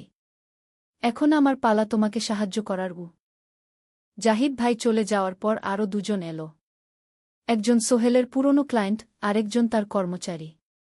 দুজন মিলে আরও ৮ লাখ টাকা দিল। করিম মামা ২০ লাখ টাকা ব্যবস্থা করলেন। তার কিছু বন্ধুদের কাছ থেকে ধার করে। মিনা তার সব গয়না বিক্রি করে ১০ লাখ টাকা দিল। সবাই মিলে প্রায় ৪৫ লাখ টাকা জোগাড় হল। বাকি ৬৫ লাখ টাকা সোহেল তার অফিসের সব অ্যাসেট বিক্রি করে আর একটা প্রাইভেট ফিন্যান্স কোম্পানি থেকে উচ্চ সুদে লোন নিয়ে ব্যবস্থা করল। ঠিক ১৪ দিনের দিন সোহেল ইনভেস্টরকে ১ করোড় টাকা ফেরত দিল। ইনভেস্টর টাকা নিয়ে চলে গেলেন। সোহেল তার অফিসে ফিরে এসে চেয়ারে বসে কাঁদল। এত চাপ, এত টেনশন, সব যেন একসাথে বের হয়ে এল। মিনা এসে তাকে জড়িয়ে ধরল। আমরা পেরেছি সোহেল, আমরা পেরেছি। ১৬ অধ্যায় পুনরুদ্ধার। এই ঘটনার পর সোহেল আরও সাবধান হয়ে গেল। সে বুঝল, ব্যবসায় শুধু সাহস নয়, বুদ্ধিও লাগে। ঝুঁকি নিতে হয়, কিন্তু হিসাব করে। প্রজেক্ট চলতে থাকল। এবার সোহেল আরও সতর্কতার সাথে সব কিছু পরিচালনা করল। প্রতিটা খরচ হিসাব করল, প্রতিটা সিদ্ধান্ত ভেবেচিন্তে নিল। আরও ১ বছর পর 20 ফ্লোর বিজনেস টাওয়ার সম্পন্ন হল। চমৎকার বিল্ডিং, শহরের অন্যতম সুন্দর ভবন। বিল্ডিংয়ের উদ্বোধন অনুষ্ঠানে শহরের মেয়র এলেন। অনেক ব্যবসায়ী, সাংবাদিক এলো। সোহেলের নাম পত্রিকায় ছাপা হল। স্বপ্নের শহরে এক তরুণ উদ্যোক্তার সফলতার গল্প। প্রজেক্ট থেকে সোহেলের লাভ হল প্রায় ২ করোড় টাকা। এই টাকা দিয়ে সে সব ঋণ শোধ করল। জাহিদ ভাইয়ের টাকা ফেরত দিল। করিম মামার ঋণ শোধ করল। যারা সাহায্য করেছিল সবাইকে টাকা ফেরত দিল। মিনার জন্য নতুন গয়না কিনল, আরও সুন্দর। তার মাকে গ্রামে একটা নতুন পাকা বাড়ি বানিয়ে দিল। মা কাঁদতে কাঁদতে বললেন, তোর বাবা বেঁচে থাকলে কত খুশি হতো। তুই আমার সব স্বপ্ন পূরণ করেছিস গে। সোহেল নিজেদের জন্য একটা ফ্ল্যাট কিনল। 4 রুমের ফ্ল্যাট, সমুদ্রের কাছে। এখন আর ভাড়া বাড়িতে থাকতে হয় না। সপ্তদশ অধ্যায়, প্রতিদান। সোহেল এখন একজন প্রতিষ্ঠিত উদ্যোক্তা। কিন্তু সে তার শেখ ভোলেনি। যে গ্রাম থেকে সে এসেছে, যারা তাকে সাহায্য করেছে, কাউকেই ভোলেনি। সে তার গ্রামে একটা স্কুল বানিয়ে দিল। সোহেল ফাউন্ডেশন স্কুল কু গরিব ছেলেমেয়েরা ফ্রিতে পড়তে পারবে। ভালো শিক্ষক নিযোগ দিল। ভালো পড়াশোনার ব্যবস্থা করল। শহরে একটা ফ্রি মেডিকেল ক্লিনিক খুলল। গরিব মানুষরা ফ্রিতে চিকিৎসা পাবে। প্রতি বছর 10 জন মেধাবী কিন্তু গরিব ছাত্রছাত্রীকে স্কলারশিপ দেওয়া শুরু করল। তারা বিনামূল্যে পড়াশোনা করতে পারবে। একদিন একটা টিভি চ্যানেল সোহেলের ইন্টারভিউ নিতে এলো। আপনার সফলতার গোপন সূত্র কি? সোহেল একটু ভেবে বলল, কঠোর পরিশ্রম, সততা আর হাল না ছাড়া। এই 3টা জিনিস যদি কারো মধ্যে থাকে, সে যে কোনো কিছু অর্জন করতে পারে। আর সবচেয়ে বড় কথা, যারা আমাকে সাহায্য করেছে তাদের ছাড়া আমি কিছুই না। একা কেউ সফল হতে পারে না গি। আপনার পরবর্তী স্বপ্ন কি? আমি চাই আরও মানুষকে সাহায্য করতে। আমার মতো যারা গ্রাম থেকে শহরে আসে তাদের জন্য একটা ট্রেনিং সেন্টার খুলব। তারা সেখানে বিভিন্ন স্কিল শিখতে পারবে, চাকরি পাবে, নিজের পায়ে দাঁড়াতে পারবে। অষ্টাদশ অধ্যায়, নতুন প্রজন্ম। আরও 5 বছর কেটে গেল। সোহেল এখন 45 বছরের। তার মেয়ে সারা এখন 9 বছরের। স্কুলে ক্লাস 4-এ পড়ে। খুব মেধাবী মেয়ে। একদিন সারা বাবাকে জিজ্ঞেস করল, বাবা, তুমি কিভাবে এত বড় হলে? আমার বন্ধুরা বলে তুমি একজন সফল মানুষ গো। সোহেল তাকে কোলে নিয়ে বসল। বাবা, তুমি জানো তোমার দাদু ছিলেন একজন স্কুল শিক্ষক। খুব সৎ মানুষ। কিন্তু আমরা গরিব ছিলাম। আমি রিকশা চালাতাম গো। রিকশা? সত্যি? হ্যাঁ। তারপর আমি এই শহরে এলাম। অনেক কষ্ট করেছি। কিন্তু হাল ছাড়িনি। মানুষ আমাকে সাহায্য করেছে। আর আমি কঠোর পরিশ্রম করেছি। বাবা, আমিও কি তোমার মতো হতে পারব? অবশ্যই পারবে বাবা। তবে মনে রেখো, সফলতা মানে শুধু টাকা পয়সা না। সফলতা মানে ভালো মানুষ হওয়া, অন্যদের সাহায্য করা, সৎ থাকা। সারা মাথা নাডল। আমি ভালো মানুষ হব বাবা। সোহেল তার মেয়েকে জড়িয়ে ধরল। মনে মনে ভাবল, তার জীবনের সব কষ্ট সার্থক হয়েছে। মিনা রান্নাঘর থেকে ডাকল, খাবার তৈরি। এসো। সোহেল সারাকে নিয়ে ডাইনিং টেবিলে গেল। ঋতু এসেছে। সে এখন বিয়ে করেছে, তার একটা ছেলে হয়েছে। সোহেলের মা মাঝে মাঝে চট্টগ্রামে বেড়াতে আসেন। আজও এসেছেন। সবাই মিলে খেতে বসল। হাসিগল্পে ভরা পরিবার। সোহেল তাকাল তার মায়ের দিকে, মিনার দিকে, সারার দিকে, ঋতুর দিকে। মনে হল, জীবনে আর কি চাই? খাওয়া শেষে সবাই বসে রইল। গল্প করছিল। হঠাৎ সোহেলের ফোন বাজল। অফিস থেকে। একটা জরুরি বিষয়।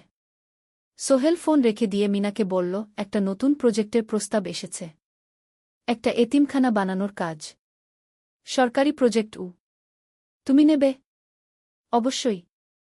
এটা আমার স্বপ্নের প্রজেক্ট। যেসব বাচ্চাদের বাবা মা নেই তাদের জন্য একটা সুন্দর জায়গা। মিনা হাসল। তুমি কখনো বদলাও না। এখনো অন্যদের কথা ভাবো। এটাই তো জীবন মিনা। শুধু নিজের জন্য বাঁচলে কি হবে? 49 অধ্যায়, উত্তরাধিকার। 10 বছর আরও কেটে গেল। সোহেল এখন 55 বছরের। তার চুলে পাক ধরেছে। কিন্তু শক্তি এখনো আগের মতোই। সারা এখন 19 বছরের। সে বিশ্ববিদ্যালয়ে ইঞ্জিনিয়ারিং পড়ছে। সে চায় বাবার মতো কনস্ট্রাকশন ইন্ডাস্ট্রিতে কাজ করতে। একদিন সারা বাবাকে বলল, বাবা, আমি তোমার কোম্পানিতে কাজ করতে চাই। এখনো তো তোর পড়াশোনা বাকি। জানি। কিন্তু আমি এখন থেকেই শিখতে চাই। ছুটির দিনে তোমার সাথে সাইটে যেতে চাই। দেখতে চাই কিভাবে কাজ হয়। সোহেল খুশি হয়ে গেল। তার মেয়ে তার পথ অনুসরণ করতে চায়।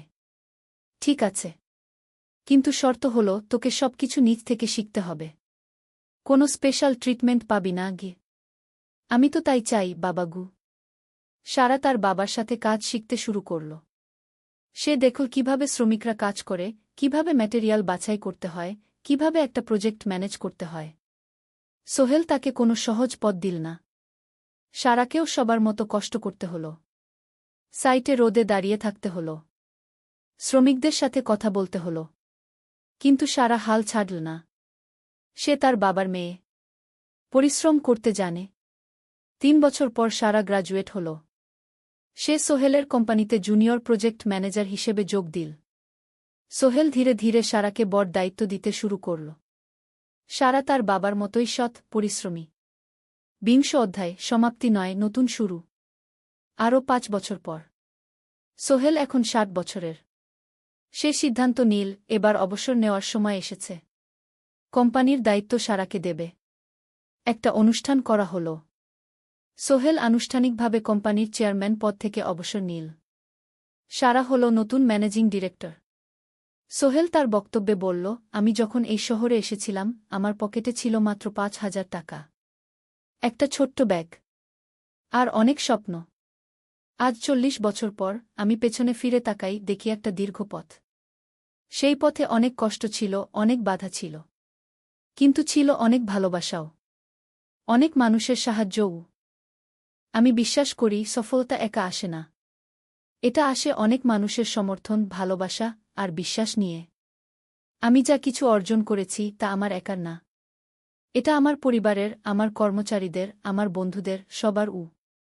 আজ আমি আমার মেয়ে সারার হাতে এই দায়িত্ব তুলে দিচ্ছি। আমি জানি সে আমার চেয়ে ভালো করবে। কারণ সে শিখেছে আমার ভুল থেকে, আমার অভিজ্ঞতা থেকে।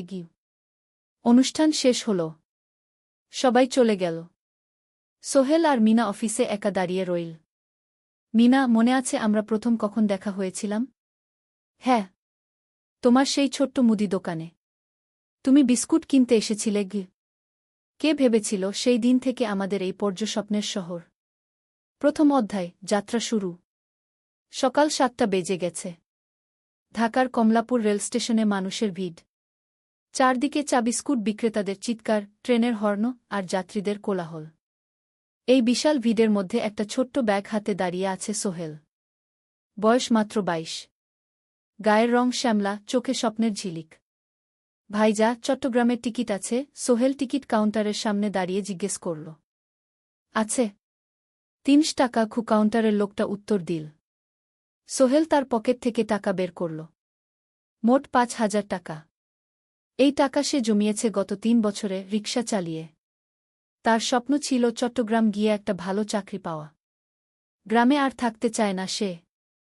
বাবা মারা গেছেন 10 বছর আগে। মা আর ছোট বোন ঋতুকে নিয়ে সংসার চালাচ্ছিল রিকশা চালিয়ে। কিন্তু এভাবে তো আর সারা জীবন চলবে না। টিকিট কেটে সোহেল প্ল্যাটফর্মে এলো। ট্রেন ছাড়বে আর মাত্র 15 মিনিট পরে। সে একটা বেঞ্চে বসে পড়ল। ব্যাগটা বুকের কাছে চেপে ধরল। এই ব্যাগে আছে তার সব সম্পদ, কিছু কাপড়, একটা ছোট্ট ফটো ফ্রেমে বাবা মায়ের ছবি, আর কিছু টাকা। কোথায় যাচ্ছেন? পাশে বসা একজন বয়স্ক মানুষ জিজ্ঞেস করলেন। চট্টগ্রাম কাকা। চাকরি খুঁজতে যাচ্ছি। কি? সোহেল বিনয়ের সাথে উত্তর দিল। ভালো। তবে শহরে সাবধানে থাকবেন। শহর মানে অনেক সুযোগ, কিন্তু অনেক ফাঁদও আছে। বয়স্ক লোকটা বললেন। সোহেল মাথা নাড়ল। সে জানে শহরের জীবন সহজ না। কিন্তু তার কোনো বিকল্প নেই।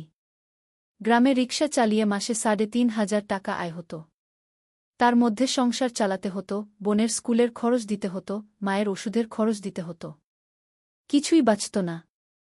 আর এই জীবন থেকে বেরোনোর একটাই পথ, শহরে গিয়ে ভালো কাজ খুঁজে নেওয়া। সোহেল মনে মনে ভাবল তার বাবার কথা। বাবা ছিলেন একজন স্কুল শিক্ষক। খুব সৎ মানুষ ছিলেন। সবসময় বলতেন, সোহেল, তুই লেখাপড়া শিখে বড় মানুষ হবি। আমাদের পরিবারে আর কেউ বড় চাকরি করেনি। তুই করবি। কিন্তু বাবা যখন মারা গেলেন তখন সোহেল মাত্র এসএসসি পরীক্ষা দিয়েছে। ফলাফল ভালো হয়েছিল, জিপিএ অর্ধচতু। কিন্তু বাবার মৃত্যুর পর আর পড়া হল না। পরিবারের দায়িত্ব নিতে হল। ট্রেন ছাড়ল। সোহেল জানালার পাশে বসে বাইরে তাকাল। ধানক্ষেত, নদী, ছোট ছোট গ্রাম, সব পেছনে ফেলে ট্রেন এগিয়ে চল। সোহেলের মনে হল সে যেন তার পুরনো জীবনটাকেও পেছনে ফেলে আসছে। ট্রেনে একজন হকার এসে চা বিক্রি করছিল। সোহেল একটা চা কিনল। 10 টাকা। চা খেতে খেতে সে ভাবছিল চট্টগ্রাম পৌঁছে কি হবে। করিম মামা তাকে সাহায্য করবেন তো? চাকরি পাওয়া যাবে তো? করিম মামা আসলে সোহেলের খুব দূর সম্পর্কের মামা। সোহেলের দাদির বোনের ছেলে। অনেক বছর আগে গ্রাম ছেড়ে চট্টগ্রামে চলে গিয়েছিলেন। সেখানে একটা কনস্ট্রাকশন কোম্পানিতে কাজ করেন। বছরে একবার দুবার গ্রামে আসতেন। গত বছর যখন এসেছিলেন তখন সোহেলের মাকে বলেছিলেন সোহেলকে চট্টগ্রাম পাঠান। আমি একটা কাজের ব্যবস্থা করে দেব। সেই কথাতেই ভরসা করে সোহেল আজ এই যাত্রা। দ্বিতীয় অধ্যায়, নতুন শহর। চট্টগ্রাম পৌঁছাতে প্রায় 6 ঘণ্টা লেগে গেল। দুপুর 1টা বাজে।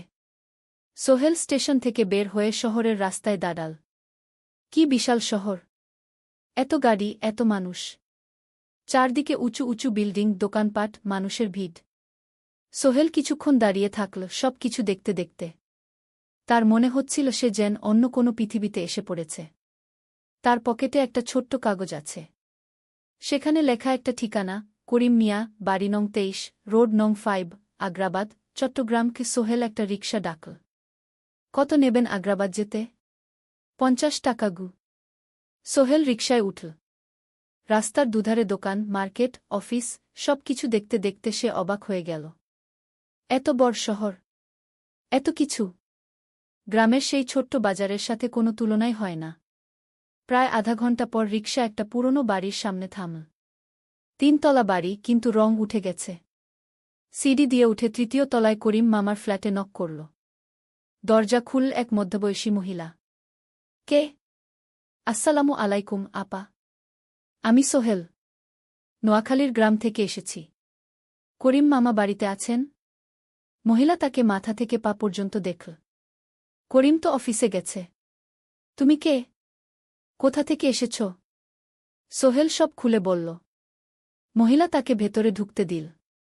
বসো। করিম সন্ধ্যায় ফিরবে গু। ফ্ল্যাটটা ছোট।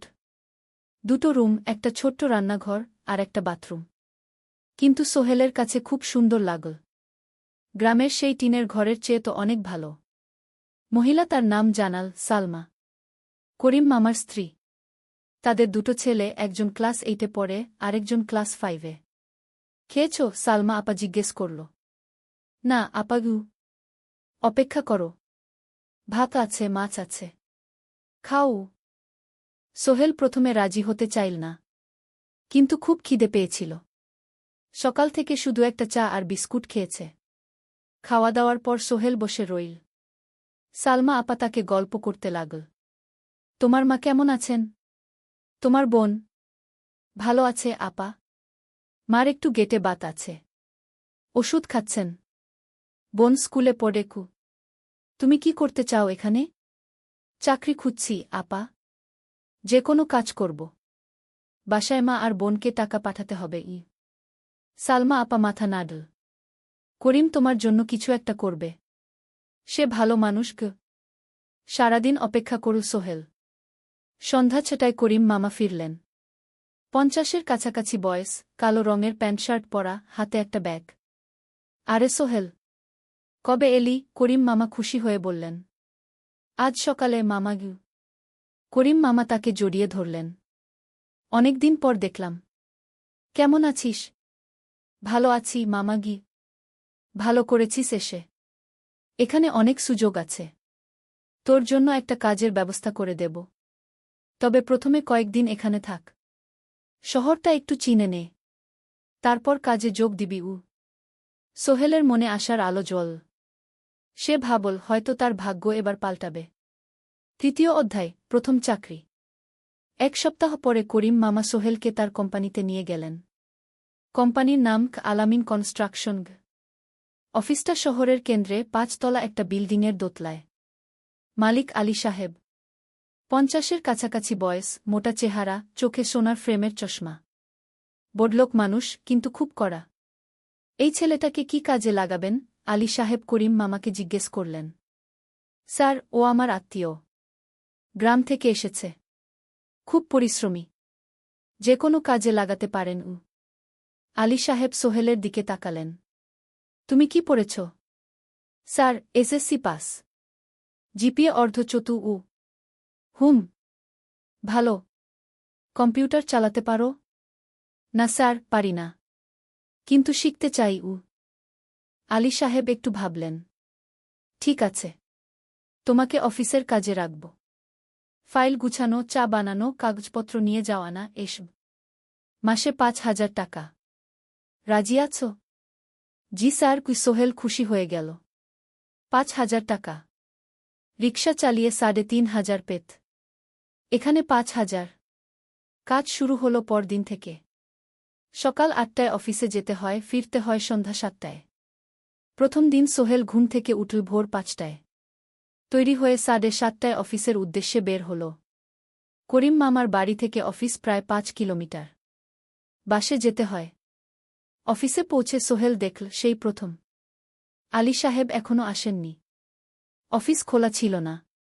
8-10 মিনিট পর একজন লোক এসে অফিস খুল। তুমি নতুন? জি। আমি সোহেল। আমি জাহিদ, অ্যাসিস্ট্যান্ট ম্যানেজার। এসো। জাহিদ ভাই সোহেলকে সব কিছু দেখাল। অফিসে মোট 6 জন কর্মচারী। 2 জন ইঞ্জিনিয়ার, একজন অ্যাকাউন্ট্যান্ট, একজন অ্যাসিস্ট্যান্ট ম্যানেজার, জাহিদ ভাই, একজন রিসেপশনিস্ট, আর এখন সোহেল। সোহেলের কাজ শুরু হলো চা বানানো দিয়ে। তারপর অফিস পরিষ্কার করা, ফাইল গুছানো, কাগজপত্র এক জায়গা থেকে আরেক জায়গায় নিয়ে যাওয়া। কাজ কঠিন না, কিন্তু সারাদিন দৌড়ঝাঁপ করতে হয়। দুপুরে খাবারের জন্য আধা ঘন্টা বিরতি। সোহেল একটা ছোট হোটেলে গিয়ে ভাতডাল তরকারি খেল। 50 টাকা। সন্ধ্যায় অফিস বন্ধ হল। সোহেল ক্লান্ত হয়ে বাসায় ফিরল। কেমন লাগল প্রথম দিন? করিম মামা জিজ্ঞেস করলেন। ভালো মামা। অনেক কিছু শিখলাম। প্রথম মাসের শেষে সোহেল বেতন পেল 5,000 টাকা। সে 3,000 টাকা মাকে পাঠাল। মা ফোনে কাঁদতে লাগলেন। আল্লাহ তোকে ভালো রাখুক সোহেল। সোহেলের চোখেও জল এলো। তার মনে হল সে একটা বড় কাজ করতে পেরেছে। চতুর্থ অধ্যায়, শহরের জীবন। 3 মাস কেটে গেল। সোহেল এখন শহরের সাথে মিশে গেছে। প্রতিদিন অফিসে যাওয়া আসার পথে সে দেখে হাজারো মানুষের জীবন। কেউ সফল, কেউ ব্যর্থ, কিন্তু সবাই চলছে নিজের পথে। সোহেল অফিসের কাজের পাশাপাশি কম্পিউটার শেখার চেষ্টা করছে। অফিসে একটা কম্পিউটার আছে। যখন কেউ ব্যবহার করে না, তখন সোহেল একটু একটু শিখার চেষ্টা করে। জাহিদ ভাই তাকে সাহায্য করেন। সোহেল, তুমি যদি কম্পিউটার ভালোভাবে শিখতে পারো, তাহলে তোমার ভবিষ্যৎ উজ্জ্বল। জাহিদ ভাই একদিন বললেন। কিভাবে শিখব ভাই? ট্রেনিং সেন্টারে যাও। সন্ধ্যায় ক্লাস আছে। মাসে 2,000 টাকা লাগবে গি। সোহেল ভাবল। 2,000 টাকা অনেক, কিন্তু এটা বিনিয়োগ, ভবিষ্যতের জন্য। সে একটা ট্রেনিং সেন্টারে ভর্তি হল। সপ্তাহে 3 দিন, সন্ধ্যা 7:30 থেকে রাত 9টা পর্যন্ত ক্লাস। কম্পিউটারের basic, word, excel, PowerPoint, internet ব্যবহার। একদিন অফিস থেকে ফেরার সময় সোহেল একটা দোকানে চা খেতে গেল। দোকানের পাশেই একটা ছোট্ট মুদি দোকান। সেখানে একটা মেয়ে বসে আছে। বয়স হবে 20-এর কাছাকাছি। সাদাসিধে চেহারা, সাদা শাড়ি পরা, কিন্তু চোখে এক ধরনের দৃঢ়তা। ভাইজা, 1 প্যাকেট বিস্কুট দেন কি? সোহেল বলল। মেয়েটা বিস্কুট দিল। 20 টাকা। সোহেল টাকা দিয়ে যাচ্ছিল, হঠাৎ মেয়েটা বলল, আপনি নতুন এসেছেন এই এলাকায়, তাই না? হ্যাঁ। 3 মাস হল। কিভাবে বুঝলেন? আপনার চেহারা দেখেই বোঝা যায়। এখনও গ্রামের ছোঁয়া আছে। আর আপনি প্রতিদিন এই পথ দিয়ে যান। দেখেছি কি? মেয়েটা হাসল। সোহেলও হেসে ফেল। আপনি খুব পর্যবেক্ষক মনে হচ্ছে গি। জীবনে অনেক কিছু দেখেছি, তাই মানুষকে চিনতে শিখেছি গি। আপনার নাম? মিনা। এই দোকান আমার বাবার। উনি অসুস্থ, তাই আমি দেখছি গু। সেদিন থেকে সোহেল প্রায়ই সেই দোকানে যেতে শুরু করল। মিনার সাথে গল্প করত। ধীরে ধীরে তাদের মধ্যে একটা বন্ধুত্ব তৈরি হল। মিনাও তার জীবনের গল্প বলল। মিনার মা মারা গেছেন যখন সে মাত্র 7 বছরের।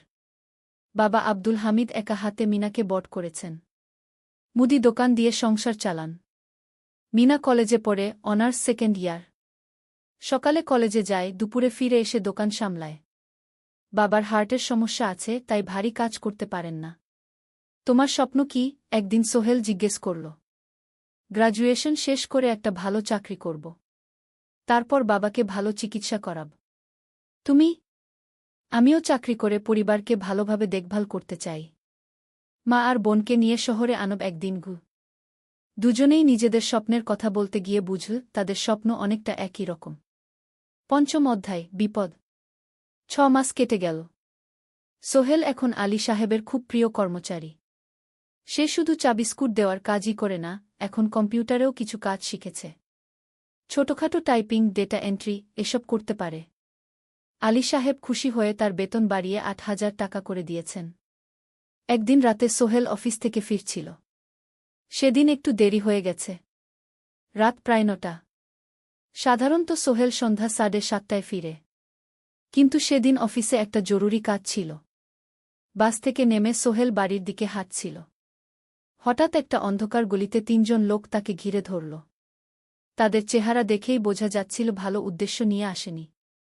টাকা দে তাড়াতাড়ি, একজন বলল। তার হাতে একটা ছুরি। সোহেল ভয় পেয়ে গেল। ভাই, আমার কাছে খুব কম টাকা আছে গি। যা আছে দে। তাড়াতাড়ি করো। সোহেল কাঁপতে কাঁপতে তার পকেট থেকে 5 টাকা বের করে দিল। এই টাকা দিয়ে সে বাজার করবে ভেবেছিল। কিন্তু ছিনতাইকারীরা সন্তুষ্ট হল না। শুধু 5 টাকা? তোর ব্যাগে কি আছে? তারা সোহেলের ব্যাগ কেড়ে নিল। ব্যাগে ছিল তার মোবাইল, কম্পিউটার ট্রেনিং সেন্টারের সার্টিফিকেট আর কিছু গুরুত্বপূর্ণ কাগজপত্র। না ভাই, ব্যাগটা ফেরত দেন।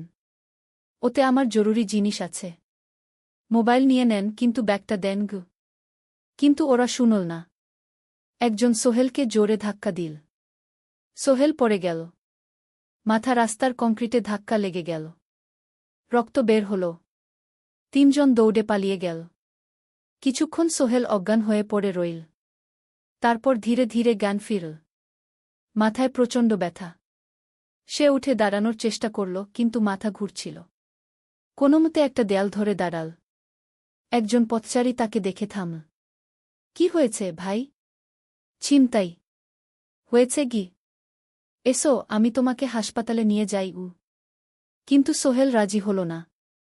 না, ঠিক আছি। বাড়ি যেতে পারব। সে কোনোমতে করিম মামার বাড়িতে পৌঁছাল। দরজা খুলেই সালমা আপা চিৎকার করে উঠলেন। ও আল্লাহ! কি হয়েছে? করিম মামা দৌড়ে এলেন। সোহেলকে ভেতরে নিয়ে গেলেন।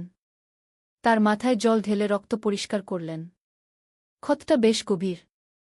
হাসপাতালে যেতে হবে কি? করিম মামা বললেন। তারা একটা অটোরিকশা নিয়ে নিকটস্থ হাসপাতালে গেলেন। ডাক্তার সোহেলের মাথায় 3টা সেলাই দিলেন। বলল, 1 সপ্তাহ বিশ্রাম নিতে হবে। কোনো ভারী কাজ করা যাবে না। হাসপাতাল থেকে ফিরে সোহেল শুয়ে রইল। তার মনে হচ্ছিল সবকিছু শেষ হয়ে গেছে। মোবাইল চলে গেছে, গুরুত্বপূর্ণ কাগজপত্র চলে গেছে। এখন 1 সপ্তাহ অফিস করতে পারবে না। পরদিন সকালে করিম মামা আলী সাহেবকে ফোন করে সব জানালেন। আলী সাহেব বললেন, ঠিক আছে। সোহেল ভালো হয়ে এলে আসবে। চিন্তার কিছু নেই গি। মিনা যখন এই খবর শুনল, সে সন্ধ্যায় সোহেলকে দেখতে এল করিম মামার বাড়িতে। সাথে এনেছিল কিছু ফল। কি হয়েছিল? মিনা চিন্তিত গলায় জিজ্ঞেস করল। সোহেল সব বলল। মিনা রেগে গেল। এই শহরে এখন অনেক অপরাধ বেড়ে গেছে। পুলিশ কিছু করে না। তুমি পুলিশে রিপোর্ট করেছ? না। লাভ নেই। তবুও করা উচিত। তোমার মোবাইলটা হয়তো খুঁজে পাওয়া যাবে গি। করিম মামা সোহেলকে নিয়ে পুলিশ স্টেশনে গেলেন। জেনারেল ডায়েরি করলেন। কিন্তু পুলিশ খুব একটা আশা দিল না। দেখি কিছু করা যায় কিনা গু।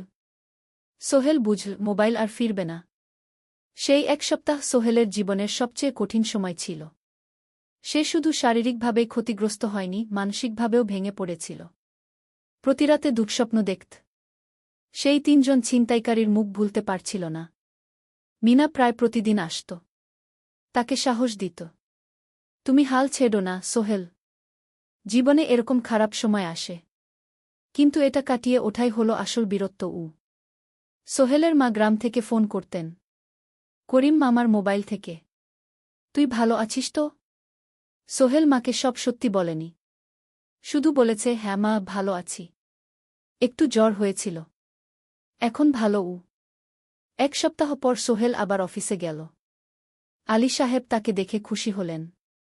কেমন আছো? ভালো আছি স্যার। ঠিক আছে। তবে প্রথম কয়েকদিন হালকা কাজ করবে। সোহেল আবার কাজে মন দিল। কিন্তু একটা জিনিস তাকে খুব কষ্ট দিচ্ছিল, তার মোবাইল নেই। মায়ের সাথে কথা বলতে পারছে না নিয়মিত। করিম মামার মোবাইল চাইতে সংকোচ লাগে। একদিন জাহিদ ভাই তাকে ডাকলেন। সোহেল, আমার একটা পুরনো মোবাইল আছে। তুমি ব্যবহার করো? না ভাই, আমি নাও। আমার কাজে লাগছে না। তুমি রাখো। সোহেল কৃতজ্ঞতায় প্রায় কেঁদে ফেল। ধন্যবাদ ভাই। মোবাইল পেয়ে সোহেল প্রথমেই মাকে ফোন করল। মা খুব খুশি হলেন। এতদিন ফোন করিসনি কেন? মা, মোবাইলটা নষ্ট হয়ে গিয়েছিল। নতুন নিয়েছি। মায়ের গলায় স্বস্তি ফুটে উঠল। 6ষ্ঠ অধ্যায়, নতুন সুযোগ। আরও 3 মাস কেটে গেল। সোহেল পুরোপুরি সুস্থ হয়ে গেছে। তার জীবন আবার স্বাভাবিক হয়ে এসেছে। সে এখন কম্পিউটার ট্রেনিং শেষ করেছে। সার্টিফিকেট পেয়েছে। কিন্তু একটা ঘটনা তার জীবনে বড় পরিবর্তন নিয়ে এল। একদিন সকালে আলী সাহেব তাকে ডাকলেন। সোহেল, বসো। সোহেল বসল। মনে একটু ভয় লাগছিল।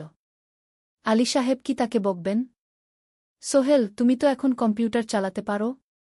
জি স্যার, একটু একটু শিখেছি। ভালো। আমি তোমার কাজ দেখছি। তুমি খুব পরিশ্রমী আর সৎ। আমাদের কোম্পানিতে এরকম মানুষের দরকার। সোহেল কিছু বুঝতে পারছিল না। আমি তোমাকে একটা সুযোগ দিতে চাই। আমাদের কোম্পানি একটা ট্রেনিং প্রোগ্রাম চালু করছে নতুন কর্মচারীদের জন্য। 6 মাসের কোর্স। কম্পিউটার অ্যাকাউন্টিং, ভবন নির্মাণের হিসাব নিকাশ, প্রজেক্ট ম্যানেজমেন্ট সব শিখবে। কোম্পানি সব খরচ দেবে। ট্রেনিংয়ের সময় তোমার বেতনও চলবে। রাজি আছো? সোহেল বিশ্বাস করতে পারছিল না। স্যার, সত্যি? আমাকে এত বড় সুযোগ দিচ্ছেন? হ্যাঁ। তুমি ভালো ছেলে, পরিশ্রমী। আমি তোমাকে এগিয়ে দিতে চাই। ভবিষ্যতে তুমি এই কোম্পানির একজন গুরুত্বপূর্ণ কর্মচারী হবে। সোহেল কৃতজ্ঞতায় প্রায় কেঁদে ফেল। ধন্যবাদ স্যার। আমি কঠোর পরিশ্রম করব। আমি জানি। সেদিন সন্ধ্যায় সোহেল মিনার দোকানে গেল। মিনাকে খবরটা দিল। মিনা খুব খুশি হল। তার চোখে জল এসে গেল। তুমি পারবে সোহেল। আমি জানি। সোহেল তার মা আর বোনকেও ফোন করে খবরটা দিল। মা কাঁদতে লাগলেন। তোর বাবা বেঁচে থাকলে কত খুশি হতো। ট্রেনিং শুরু হলো পরের মাস থেকে। প্রতিদিন সকালে 3 ঘন্টা ক্লাস, তারপর বাকি সময় অফিসের কাজ। ক্লাসে 5 জন নতুন কর্মচারী। সবাই তরুণ, উৎসাহী। শিক্ষক ছিলেন একজন অভিজ্ঞ ইঞ্জিনিয়ার। নাম রহিম স্যার। তিনি খুব ভালোভাবে সব কিছু বুঝাতেন। কম্পিউটার অ্যাকাউন্টিং, এক্সেলে জটিল ক্যালকুলেশন, প্রজেক্টের বাজেট তৈরি, সময় ব্যবস্থাপনা সব। সোহেল পুরো মনোযোগ দিয়ে শিখতে লাগল। সন্ধ্যায় বাড়ি ফিরে প্র্যাকটিস করত।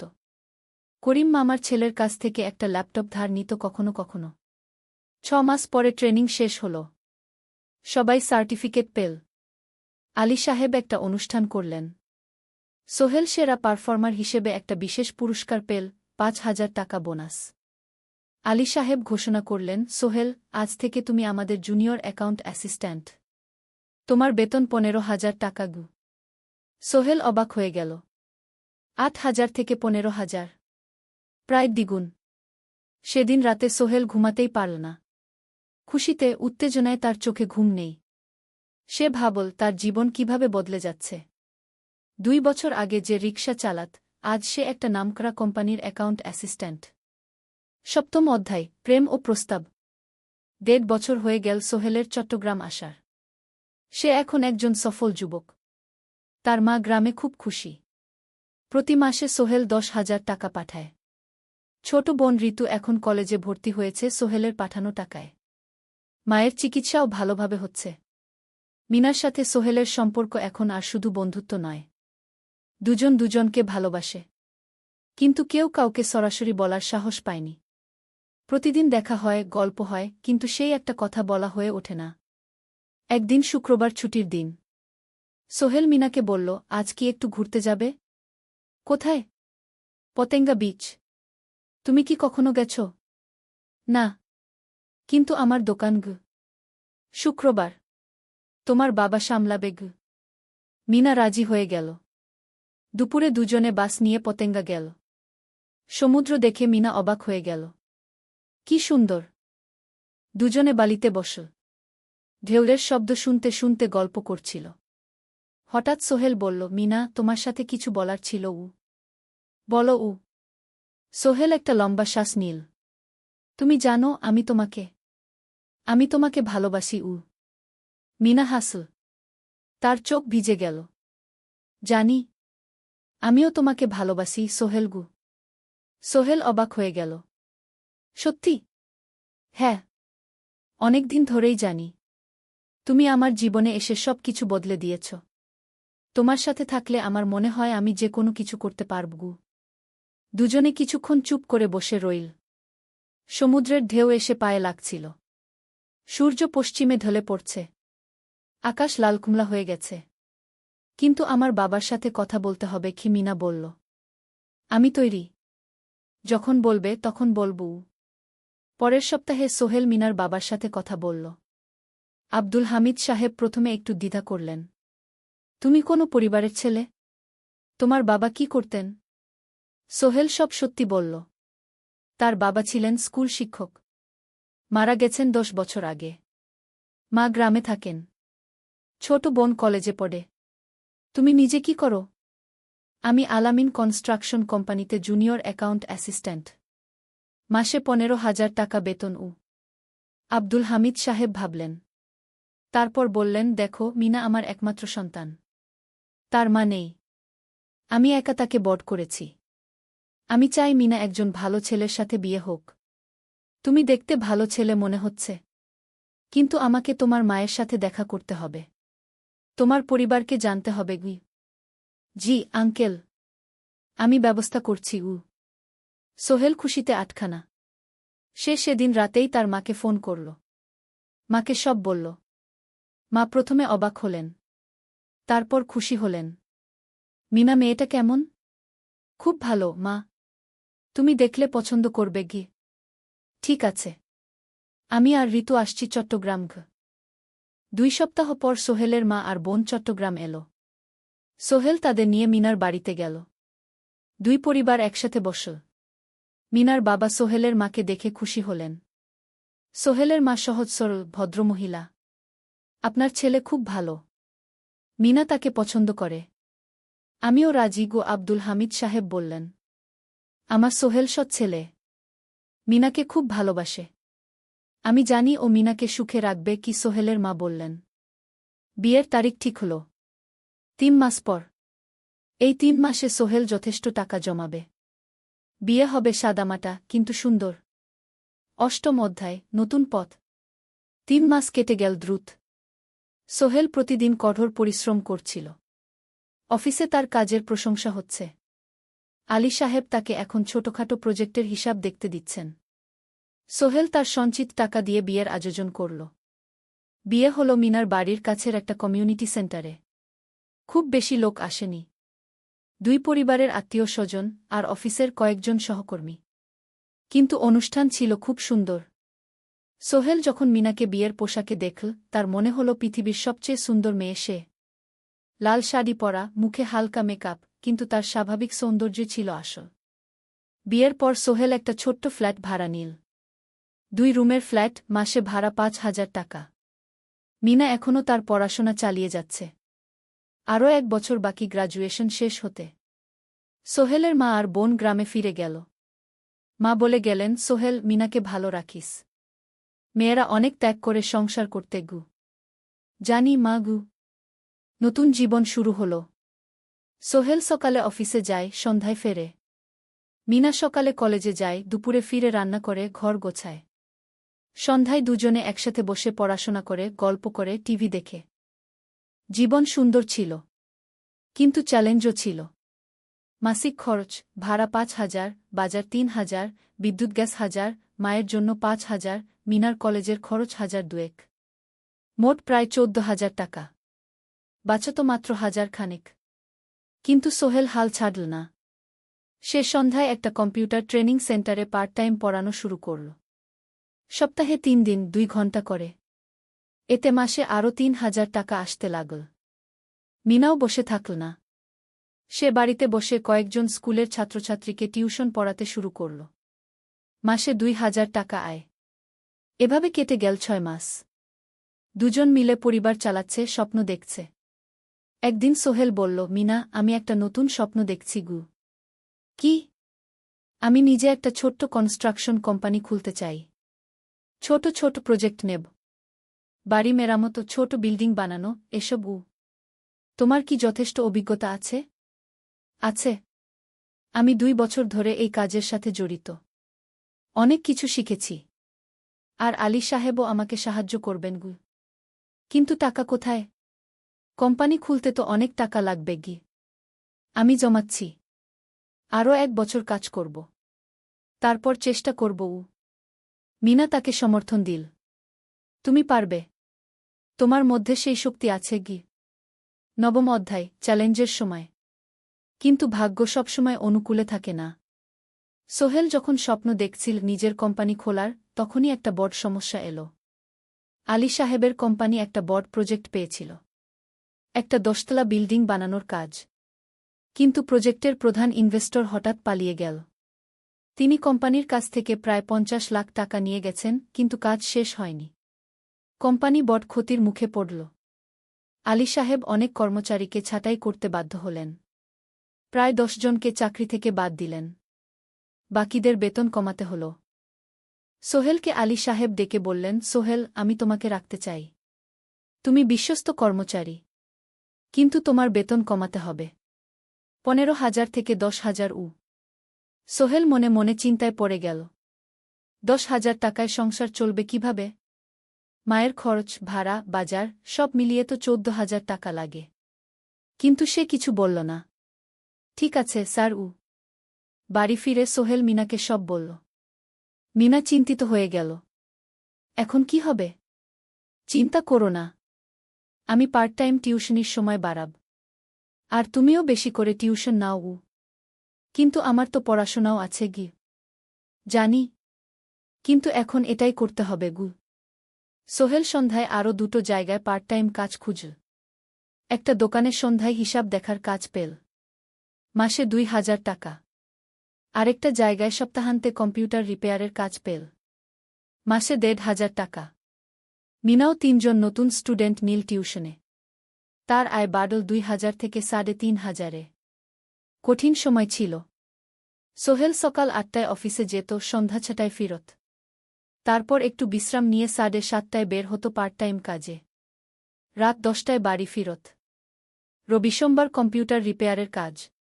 মিনাও সকালে কলেজে যেত, দুপুরে ফিরে রান্না করত, তারপর বিকেলে টিউশন পড়াত। রাতে খাওয়া দাওয়ার পর পড়াশোনা করত।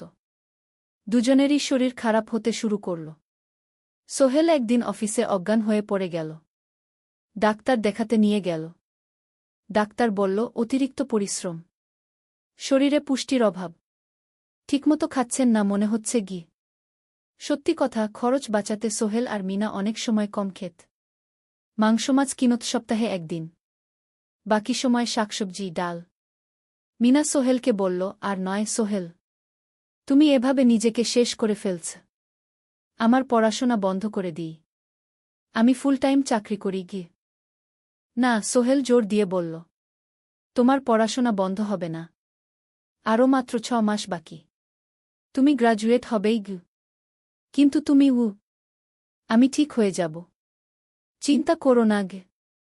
কিন্তু পরিস্থিতি আরও খারাপ হলো যখন সোহেলের মায়ের অসুখ হল। হার্টের সমস্যা। হাসপাতালে ভর্তি করতে হল। খরচ ৫০,০০০ টাকা। সোহেলের হাতে এত টাকা কোথায়? সে করিম মামার কাছে ধার চাইল। করিম মামা ২০,০০০ টাকা দিলেন। বাকি ৩০,০০০ টাকা সোহেল একটা এনজিও থেকে ঋণ নিল। সুদের হার মাসে ২%। মায়ের চিকিৎসা হল। তিনি সুস্থ হয়ে গেলেন। কিন্তু সোহেল এখন ঋণের বোঝায় পড়ে গেল। প্রতি মাসে ৩,০০০ টাকা করে কিস্তি দিতে হবে। সেই রাতে সোহেল আর মিনা বিছানায় শুয়ে কথা বলছিল। সোহেল বলল, মিনা, আমি মনে হয় ভুল করেছি। শহরে এসে বিয়ে করে তোমাকে কষ্টে ফেলেছি গু। মিনা তার হাত ধরল। না সোহেল, তুমি ভুল করনি। জীবনে এরকম খারাপ সময় আসে, কিন্তু এটা কাটিয়ে ওঠাই হলো আসল শক্তি। আমরা একসাথে আছি, একসাথে থাকব, সবকিছু ঠিক হয়ে যাবে। মিনার কথায় সোহেল একটু সাহস পেল। হ্যাঁ, হাল ছাড়া যাবে না। 10ম অধ্যায়, আলোর দিকে। 3 মাস পরে পরিস্থিতি একটু ভালো হতে শুরু করল। আলী সাহেবের কোম্পানি একটা নতুন প্রজেক্ট পেল, একটা স্কুল বিল্ডিং বানানোর কাজ। কোম্পানি আবার স্থিতিশীল হতে শুরু করল।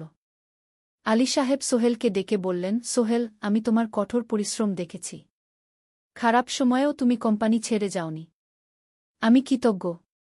আজ থেকে তোমার বেতন আবার 15,000 টাকা গু। সোহেল খুশি হয়ে গেল।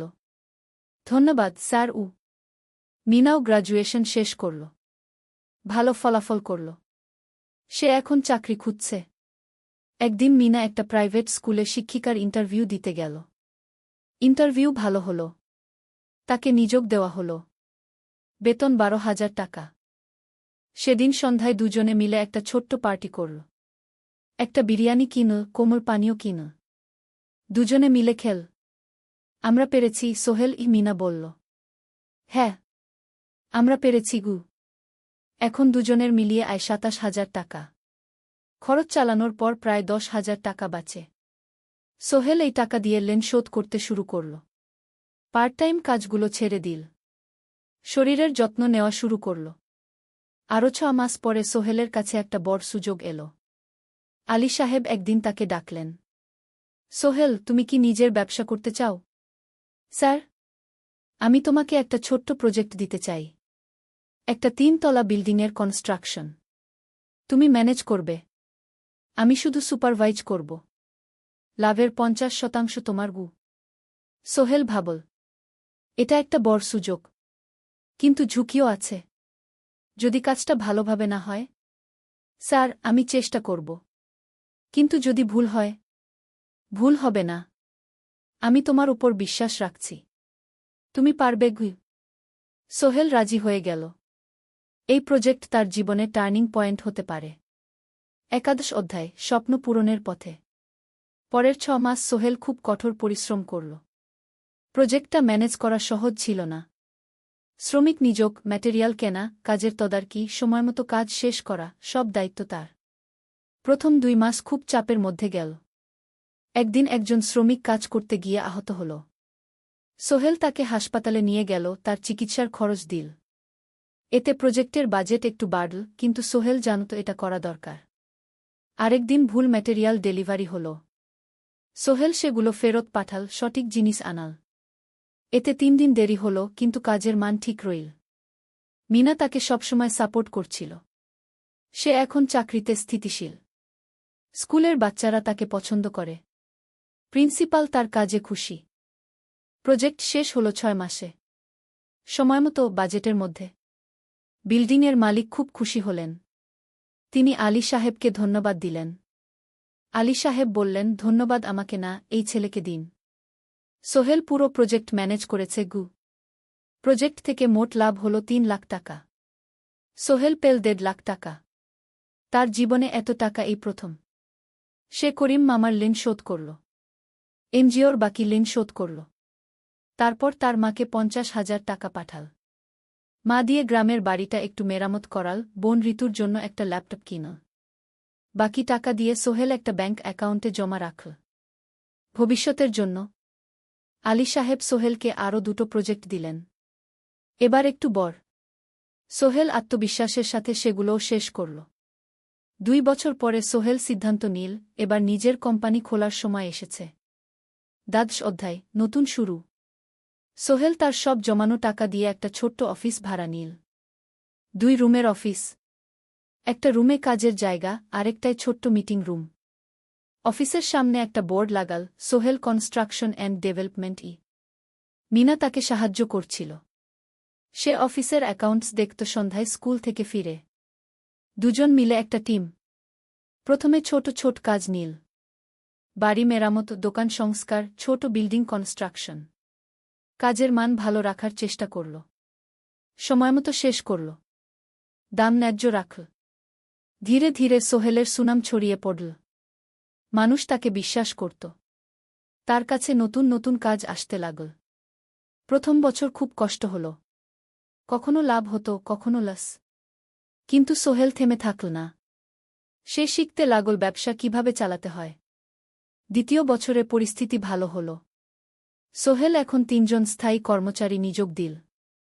একজন ইঞ্জিনিয়ার, একজন সুপারভাইজার, একজন অফিস সহায়ক। তৃতীয় বছরে একটা বড় প্রজেক্ট পেল। একটা স্কুল বিল্ডিং বানানোর কাজ। ৫ তলা বিল্ডিং। সোহেল পুরো মনোযোগ দিয়ে কাজটা করল। শ্রমিকদের ভালো বেতন দিল, ভালো ম্যাটেরিয়াল ব্যবহার করল, সময়মতো কাজ শেষ করল। স্কুল কর্তৃপক্ষ খুব খুশি হল। তারা সোহেলের কাজের প্রশংসা করল। এই প্রজেক্ট থেকে সোহেল প্রায় ৫ লাখ টাকা লাভ করল। এই টাকা দিয়ে সে আরও ভালো একটা অফিস নিল। আরও কর্মচারী নিয়োগ দিল। এখন তার কোম্পানিতে ১০ জন স্থায়ী কর্মচারী। প্রজেক্ট অনুযায়ী আরও শ্রমিক নিয়োগ দেওয়া হয়। ১৪ অধ্যায়, পরিবার। এদিকে সোহেল আর মিনার সংসারেও খুশির খবর এল। মিনা গর্ভবতী। ৯ মাস পর তাদের একটা মেয়ে হল। নাম রাখল সারা। সারা যখন জন্মাল, সোহেলের মা আর বোন চট্টগ্রামে এল। মা ১ মাস থেকে গেলেন। মিনাকে সাহায্য করলেন। সোহেল এখন একটা বড় ফ্ল্যাট ভাড়া নিয়েছে। ৩ রুমের ফ্ল্যাট। একটা রুমে সোহেল, মিনা, একটায় সারা, আরেকটায় অতিথি রুম। মায়ের জন্য সোহেল সিদ্ধান্ত নিল তাকে চট্টগ্রামে নিয়ে আসবে। গ্রামে একা থাকা ঠিক না। কিন্তু মা রাজি হলেন না। না বাবা, আমি গ্রামেই থাকব। এখানে আমার পরিচিত মানুষ আছে। তোর বোনকে নিয়ে যা। ও ঢাকায় পড়ছে, চট্টগ্রামে এনে ভালো কোথাও ভর্তি করিয়ে দেগি। সোহেল তাই করল। ঋতুকে চট্টগ্রাম বিশ্ববিদ্যালয়ে ভর্তি করিয়ে দিল। ঋতু এখন সোহেলের ফ্ল্যাটে থাকে, বিশ্ববিদ্যালয়ে পড়ে। সোহেলের মনে হল তার জীবন এখন পরিপূর্ণ। স্ত্রী, মেয়ে, বোন সবাই তার কাছে। ব্যবসা ভালো চলছে। মা গ্রামে সুখে আছেন। ১৪ অধ্যায়, সফলতার শিখরে। ৫ বছর কেটে গেল। সোহেল এখন একজন সফল উদ্যোক্তা। তার কোম্পানি কি সোহেল কনস্ট্রাকশন অ্যান্ড ডেভেলপমেন্ট এখন চট্টগ্রামে বেশ পরিচিত। প্রায় ৩০ জন কর্মচারী তার অধীনে কাজ করে। সোহেল এখন শুধু ছোট প্রজেক্ট করে না, বড় বড় প্রজেক্টও করে। একটা ৮ তলা বিজনেস কমপ্লেক্স বানানোর কাজ পেয়েছে। একটা হাসপাতাল বিল্ডিং বানাচ্ছে। মিনা এখনও স্কুলে পড়ায়। সে এখন ভাইস প্রিন্সিপাল। সাথে সোহেলের কোম্পানির অ্যাকাউন্টস ম্যানেজার। দুজন মিলে ব্যবসা চালা। সারা এখন ৪ বছরের। স্কুলে ভর্তি হয়েছে। খুব চালাক মেয়ে। ঋতু বিশ্ববিদ্যালয় থেকে গ্রাজুয়েট হয়ে একটা ব্যাংকে চাকরি পেয়েছে। একদিন আলী সাহেব